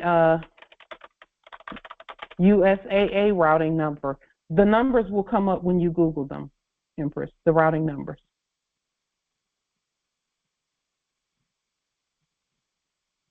If you had an account from a bank in the 1980s, and you had that and the account got closed or whatever the case may be, or whatever, you can still use those numbers, but they must be, a lien and a levy and a bond on that bank, those actors acting as a bank. Once you do that, you can use those numbers. It does not matter. Excellent. When you did the contract in your sleep, because that's what lien, levy, and bond is about. A levy means possession. It means you're taking possession of something. In this case, it's possession of the properly stated numbers. That sequence of numbers. And the frequency of those numbers and the vibration of those numbers.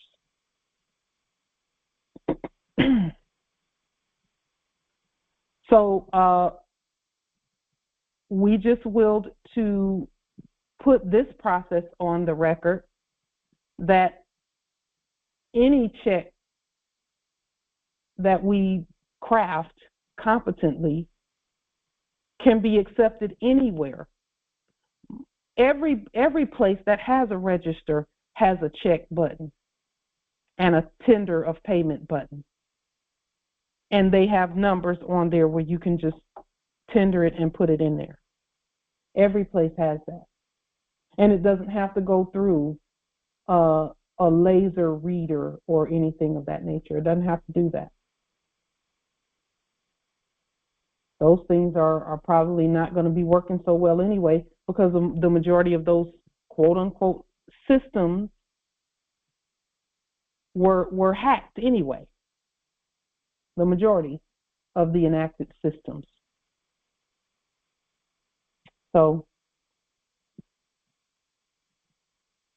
Empress Angel did the Bretton Woods Agreement. Let's move to that topic. She did this document where Bretton Woods is concerned, and she, Empress Angel, if you will, to put the link to this document. Thank you so much for doing it. It is exactly what it should be. This is how we do what we do. Islam, yes, I can put the link in the chat. So that the Moors can pull this down, pull it and use it. This is Bretton Woods. It's a very short, to the point document where we just stated the following. First, it starts with the court action language. And Empress Angel, did you will to just go ahead and read the document for the Congress so that we can affirm what you've written? Yes, Islam. As it reads, let me just go to.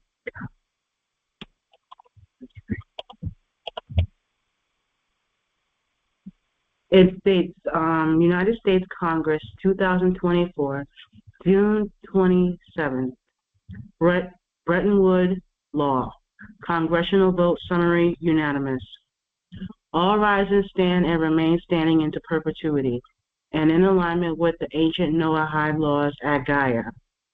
This Article 3 court action is to state with clear, concise determination and action that we, the people, demonstrate our full and complete autonomy, authority, governance for our estate.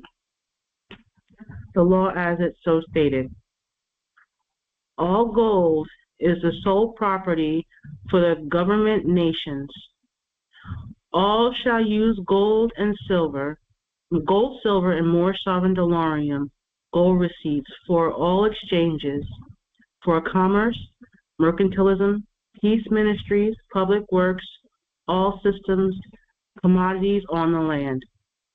Therefore, this law aligns all living banking codes, bank charters, bank memorandums, affidavits, creditor bonds, Article 3 court actions, writs, universal commercial codes, constitutions and charters, financing statements, liens, levies, and all other legal and lawful processes by the people, Moors, on public records to gold, silver, more sovereign delorium, gold receipts are stated for this law.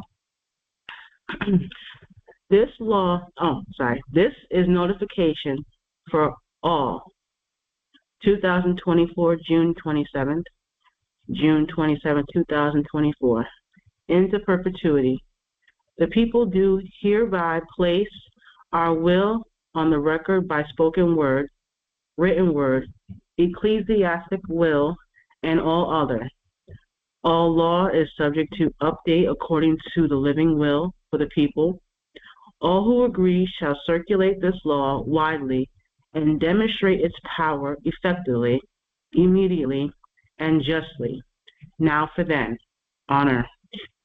Angelica Yvette Dobbs, Chief Justice, United States for America. Beautiful. Thank you so much. This is exactly the way I would have written it too, Empress. Islam. Beautiful, beautiful, beautiful. And then when we do these company documents, and these are actually legal documents, we put a lawful affidavit with it when we send them. Okay? So this is how a legal document should look. And then we put a lawful affidavit on Moorish government letterhead with it.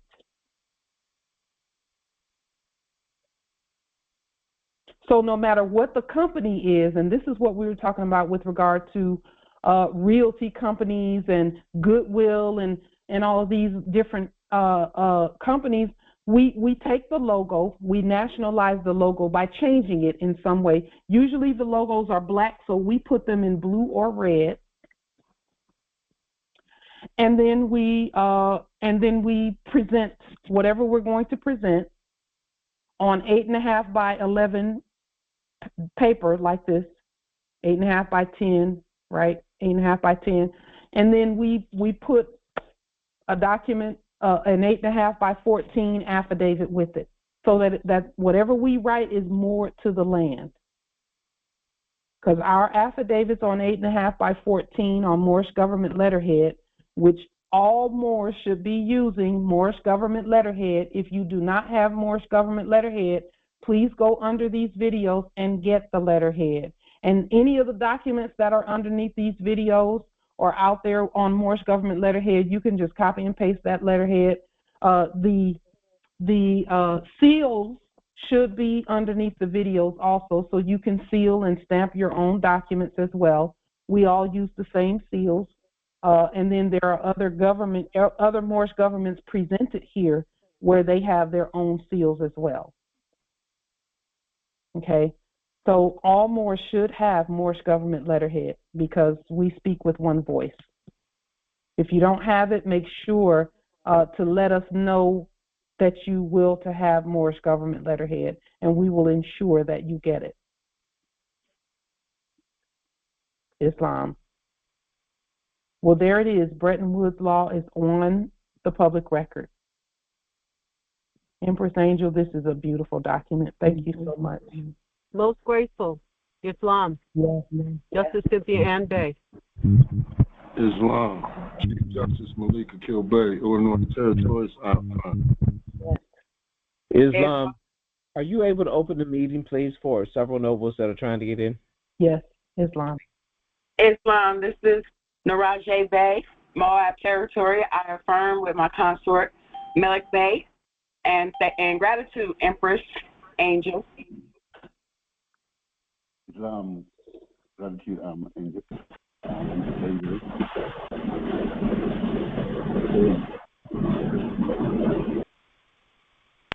Islam.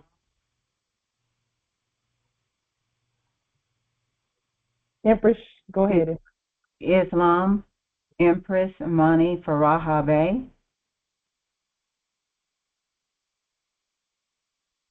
Islam, Empress.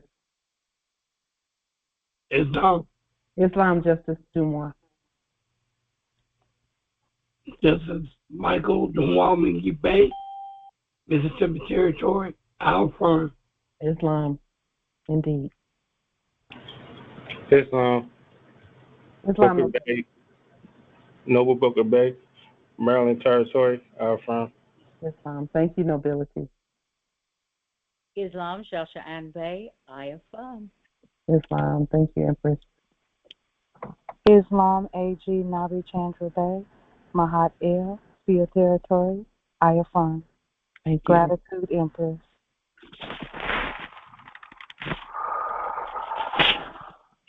Islam. Islam, nobility. Pharaoh, Spike Hill, Virgin Land Territory, I affirm. Islam. Thank you, nobility.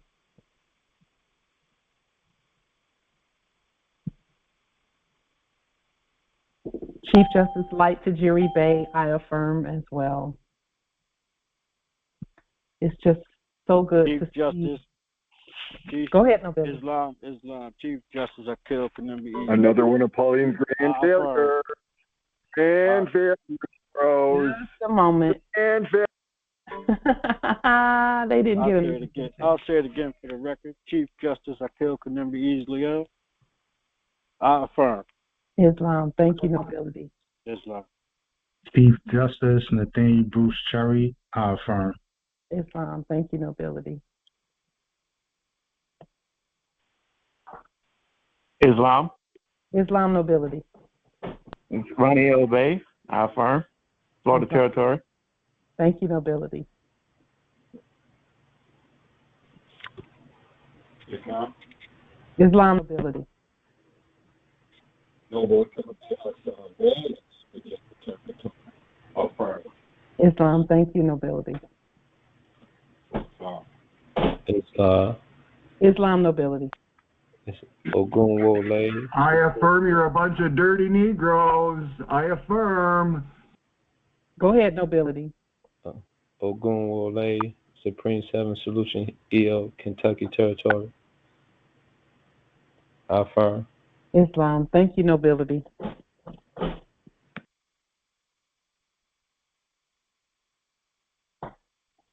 Indeed. We have unanimous affirmation for the Bretton Woods law on the public record. .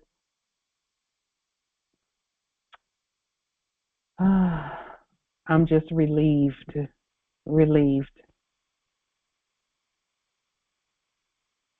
It is amazing. I'm relieved. We're crying. Huh, Islam? This is Empress Amani, and I'm halfway crying.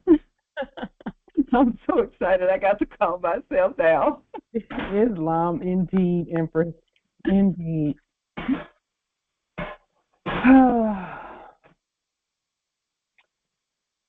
I'm going to put a link in the chat of a Black's Law Dictionary first edition that I found online.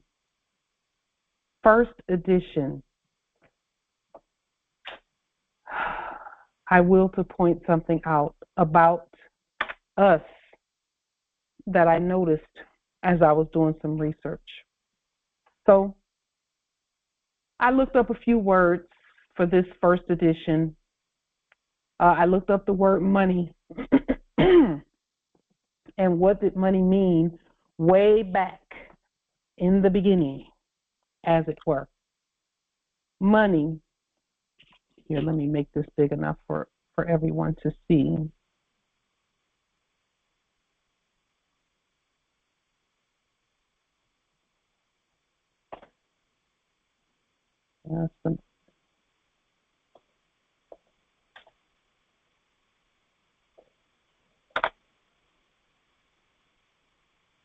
Here, let me pull this down a little bit. No.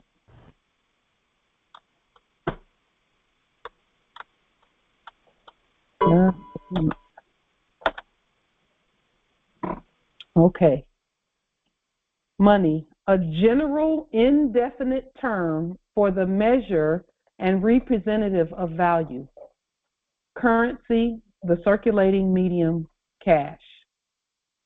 Money is a generic term and embraces every description of coin or banknotes recognized by common consent as a representative of value in effecting exchanges of property or payment of debt. Now this was in the beginning, way back. The meaning of money has changed, but it has not changed. Let me make that clear. Some have attempted to change the meaning of money, but the meaning has not changed. Therefore, we get to state what money is. Okay? Money is used in a specific and also in a general and more comprehensive sense. In its specific sense, it means what is coined or stamped by public authority and has its determinate value fixed by government. That's money. Now let me ask you, Moors, does dollarium fit that definition of money? Affirm. Yes. Affirm. Yes. Islam. Affirm.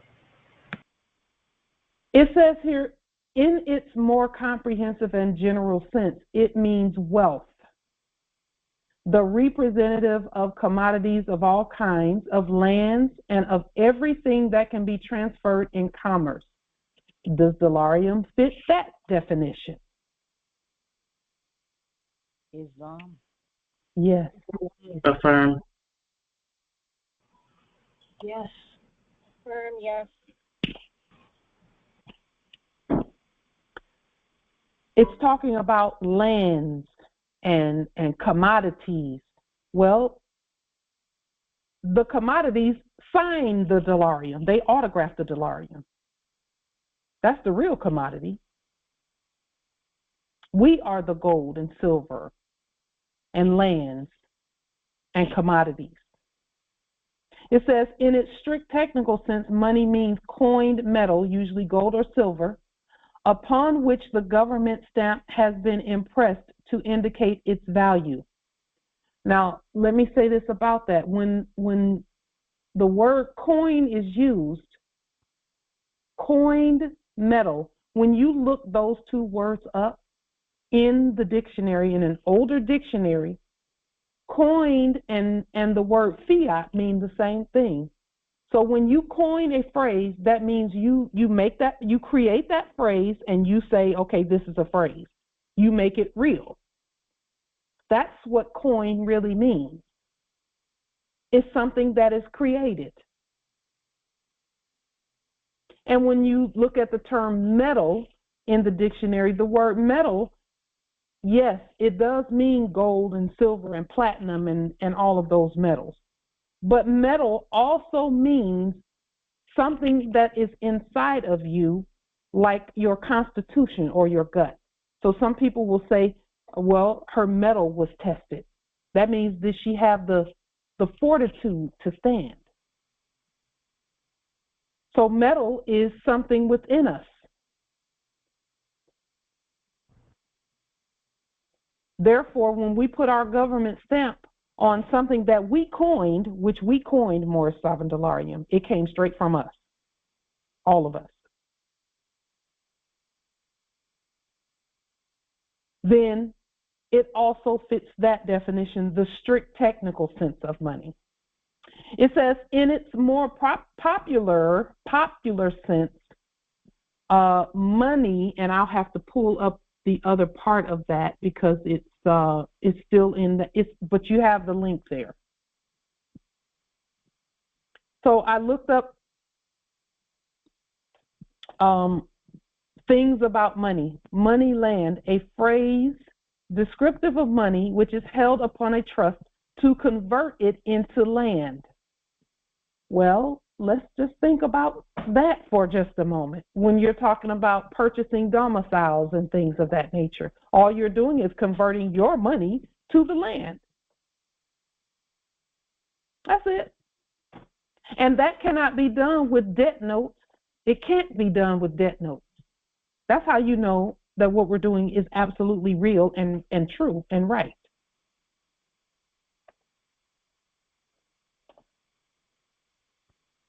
So I look at money made, the return. There's that word return again. There it is again. The return made by a sheriff to a writ of execution, signifying that he has collected the sum of money required by the writ. That's called making money. That means that a writ has been served and the money has been collected that was required by the writ. The only way for that to even happen is we create the money and we create the writ, and then we are the sheriff, so we send it. So we're making lots and lots of money every time we do a writ or an affidavit.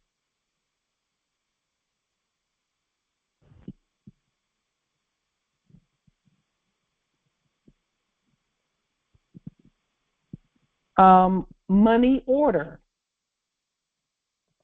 Under the postal regulations of the United States, a money office upon another for an amount of money deposited at the first office by the person purchasing the money order and payable at the second office to a payee named in the order. We create money orders every time when Moors send money to us, when they send Dollarium to us, because we don't accept fiat at all here. We don't accept it.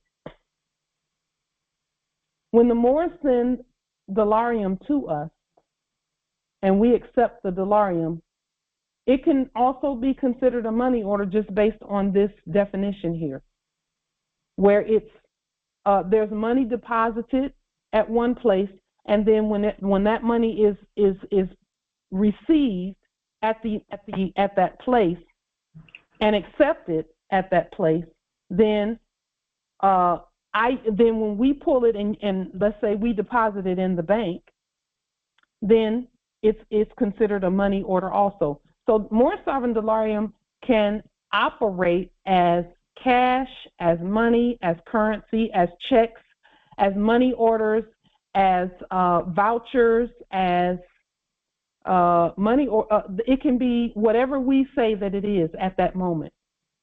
Why? Because it has a signature, it has nominations or amounts on it, it has receipt numbers, and it's also a gold or silver receipt or any commodity receipt. Money order office, one of the post offices authorized to draw or pay money orders. Money paid, the technical name of a declaration in a sumpsit in which the plaintiff declares for money paid for the use of the defendant. They didn't say anything about printing or minting or anything. They're talking about words. They're talking about words in pleading. And we don't plead to anyone, because plead means pray, and who does God pray to? No one. The technical name of a declaration, and we can just stop right there. Yes, we have the authority to state money.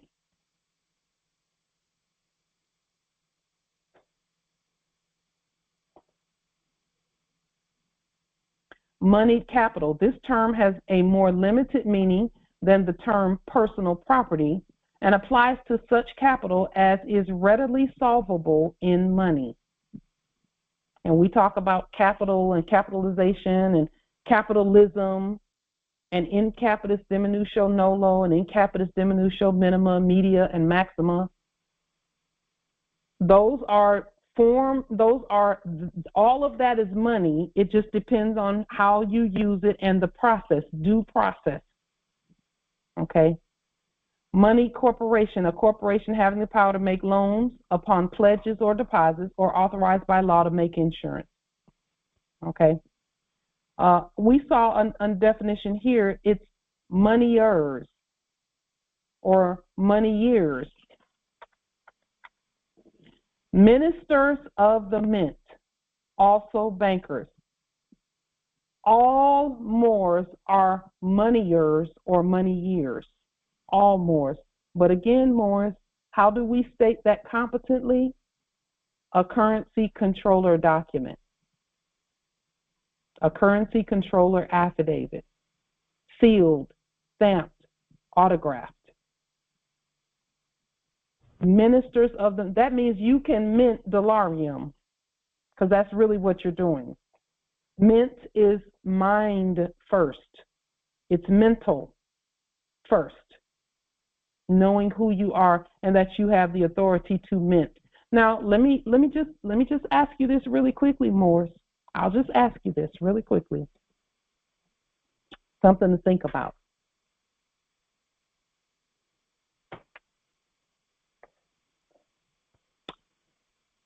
Have any of you been told that you can't mint your own money? Have any of you been told that? No. No. Negative. Well, that means somebody knows you're the government. Because we've been sending dollarium out everywhere. Everywhere. And demonstrating it and testing our systems repeatedly to see how the system is working and if the due process is what it should be. Somebody somewhere knows you're the government. Or else they would have been saying, y'all can't print your own money.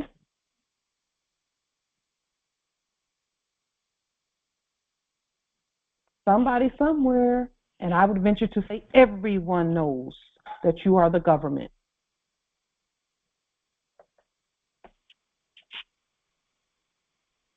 Everyone knows already who you are. And right now, all this is just process. Is the process and the energy correct? We know the status is correct. We know they're the government. We know they have the authority to print their own money. We can't kick doors in over that. They have the authority to print their own money. including fiduciary money, because the process is correct. The process is correct. And if no one has ever told you that you cannot print your own money, if they've not said you can't do that, everyone knows who you are already. Islam. Now, yes, Empress. Yes. Yes, they've always known. Now, I also took a moment to look up in this first edition of Black's Law. First edition. I looked up the word more just for general purposes. Not one time did the word black come up. Not one time did the word black come up. Because, see, you got some people trying to say the word more means black. It does not.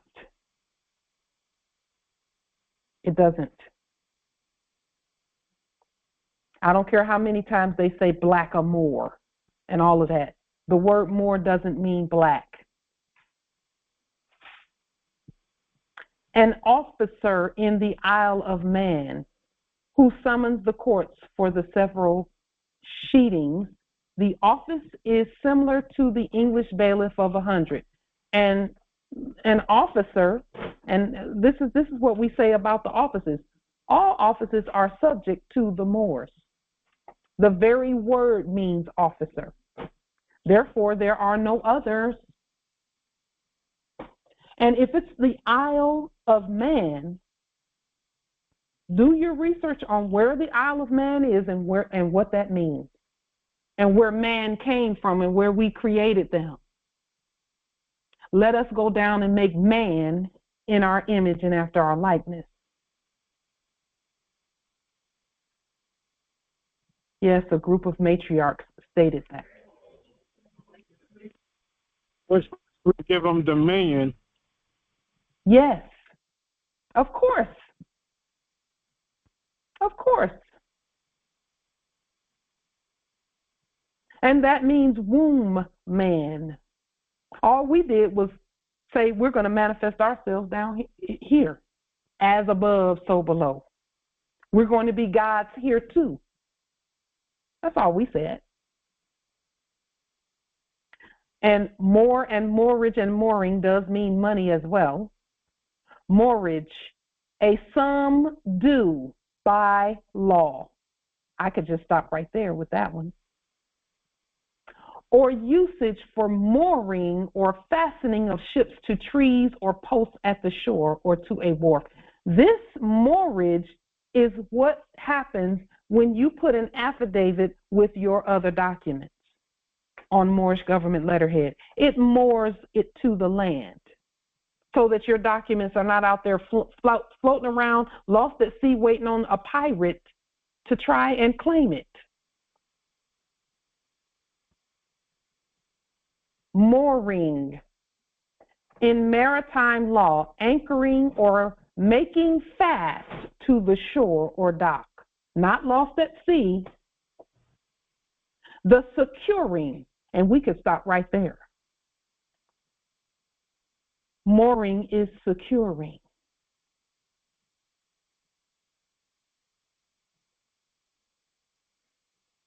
As with cables and anchors or by a line or chain run to the wharf. A vessel is moored in safety when you declare your nationality. Let us put that in there. Within the meaning of a policy of marine insurance, when she is thus moored to a wharf or dock, free from any immediate danger, from any of the perils insured against, any and all.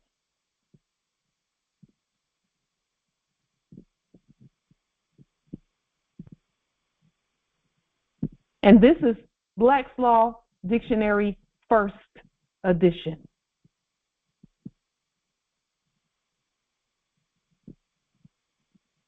This was before all the changes and stuff and all of the attempts at calling folks black and all of that.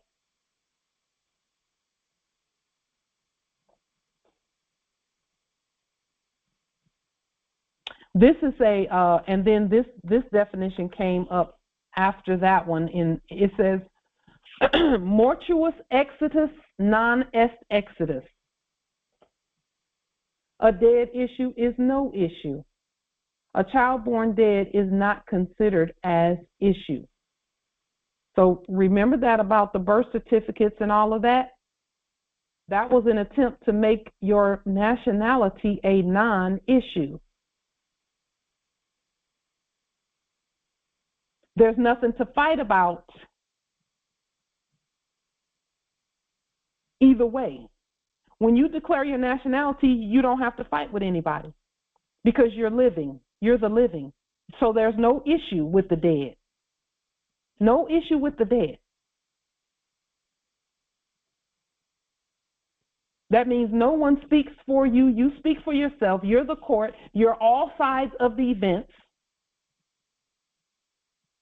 You don't ask anyone's approval. You don't need anyone's permission to be yourself. Because a living issue is the issue. The living govern all issues.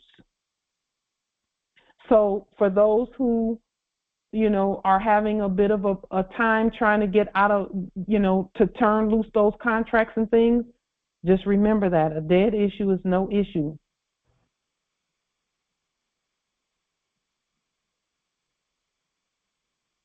A living issue is the issue, is the only issue.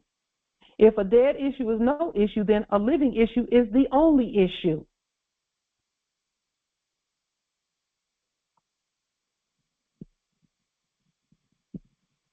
And that word exodus and exodus are the same word. Exodus and issue is the same word. Exodus and issue. Exodus means issue.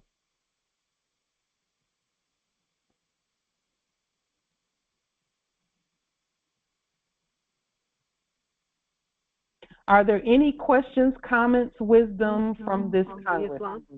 Islam. What I like about this demonstration is that nowhere does it say people who came from Spain and went around and conquered the world and who did horrible things to people, because I'm hearing that a lot out there in the public, and so it brings more clarity and intelligence to who the Moors are. Islam. Those that are saying that, Empress, haven't looked in a dictionary, not a real dictionary. Islam, nobility. Noble Cal L. Muhammad Bey from the island Trinidad is still trying to get in. Could you please open it up and let him in? It's unlocked, nobility. I will let him know. Thank you. It's unlocked. Islam. So, in conclusion, this is a very short, 30-second video as we adjourn. And I'll put the link in the chat. There's the link in the chat.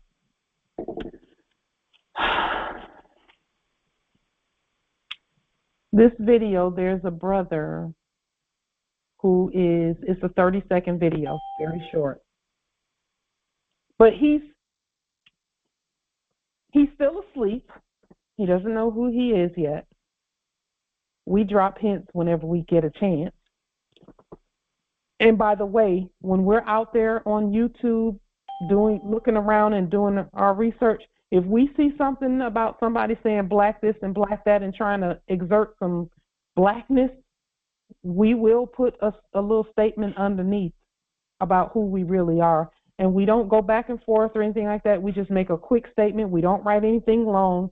We just make a quick statement about we're not Negro, black, colored, or African American. We didn't come over here on ships. We've been here, and we let that be what it is. But this brother was talking about, because obviously he's freaking out a little bit about what he's seeing, because he's a finance actor. He's a finance actor. And he's freaking out about what he's seeing happen, and he's trying to make a prediction about what's going to happen. Once everything crashes, he says that there's going to be a few people that are just going to have a lot, and then there's going to be some miners that are going to have problems, and all of that. He has faith in the Bitcoin piece and all that, but that's only because he doesn't have any other alternative that he knows of, and he certainly doesn't know about our system. You can point to the videos about delirium, and you can tell people about it all day, but they have to actually be open to the information. So, and the majority of those who are freaking out about the enactment is because they look to foreigners for their information. So they don't even think they have the authority to create money. And that's not the best outcome for them. So they're going to have to wake up. Are there any other questions, comments, wisdom from this great Congress?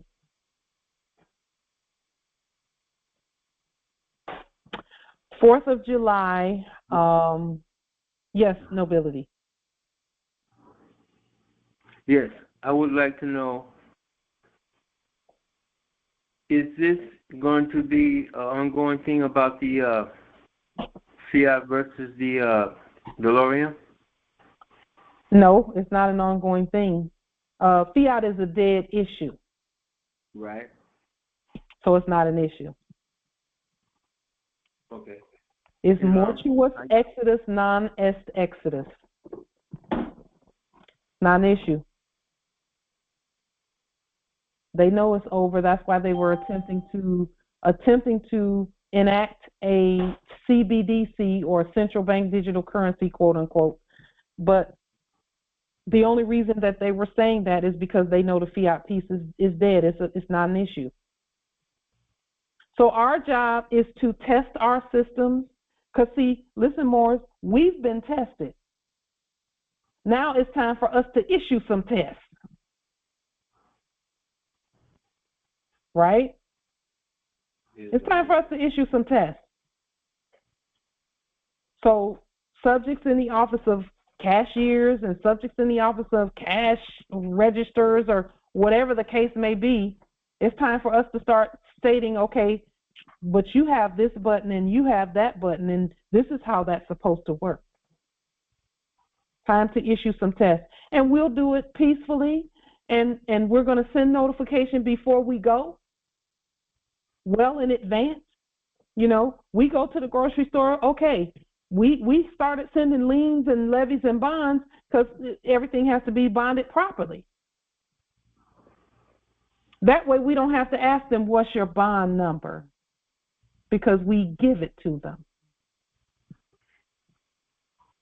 And finance the whole thing. It's already done. The land is here. All the gold and the silver and everything, we're standing on it, and we are the gold and silver.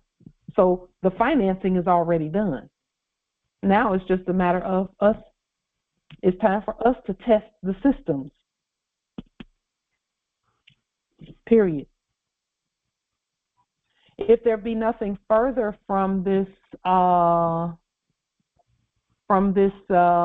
Congress, this amazing and awesome Congress, we will adjourn until the 4th of July. And could I get a quick count of, or if you could just say, Islam, if you plan on doing a 3-minute or less State for the Empire address on Thursday?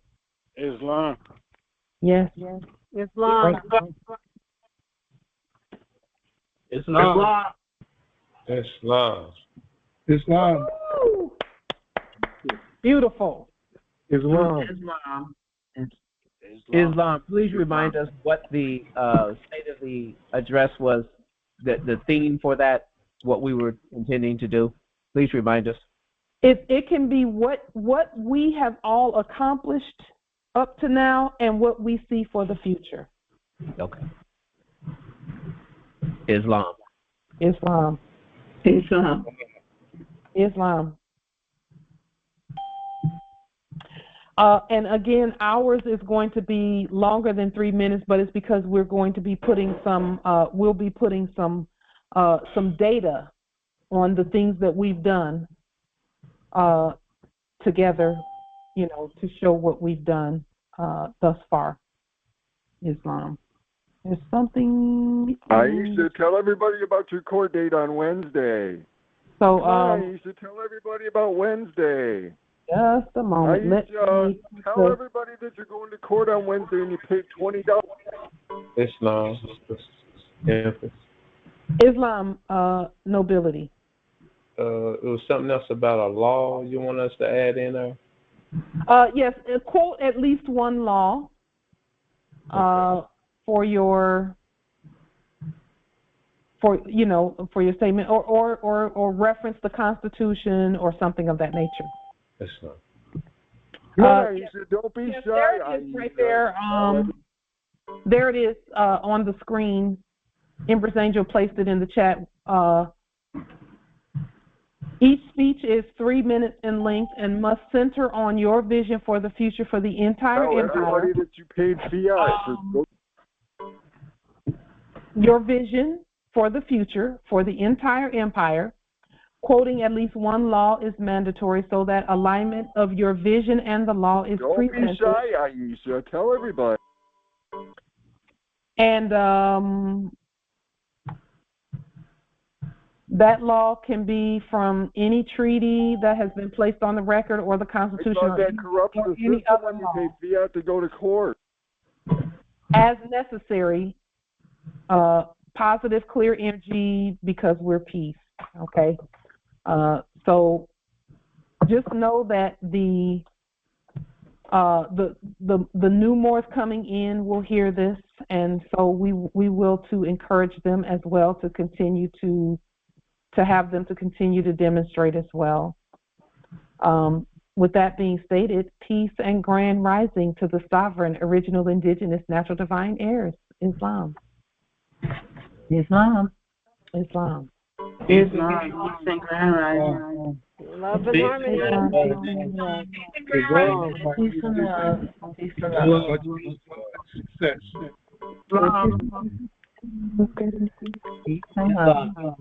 Is Sister Vanya, Empress Vanya, Massachusetts? Are you still on the line? I need to connect with her.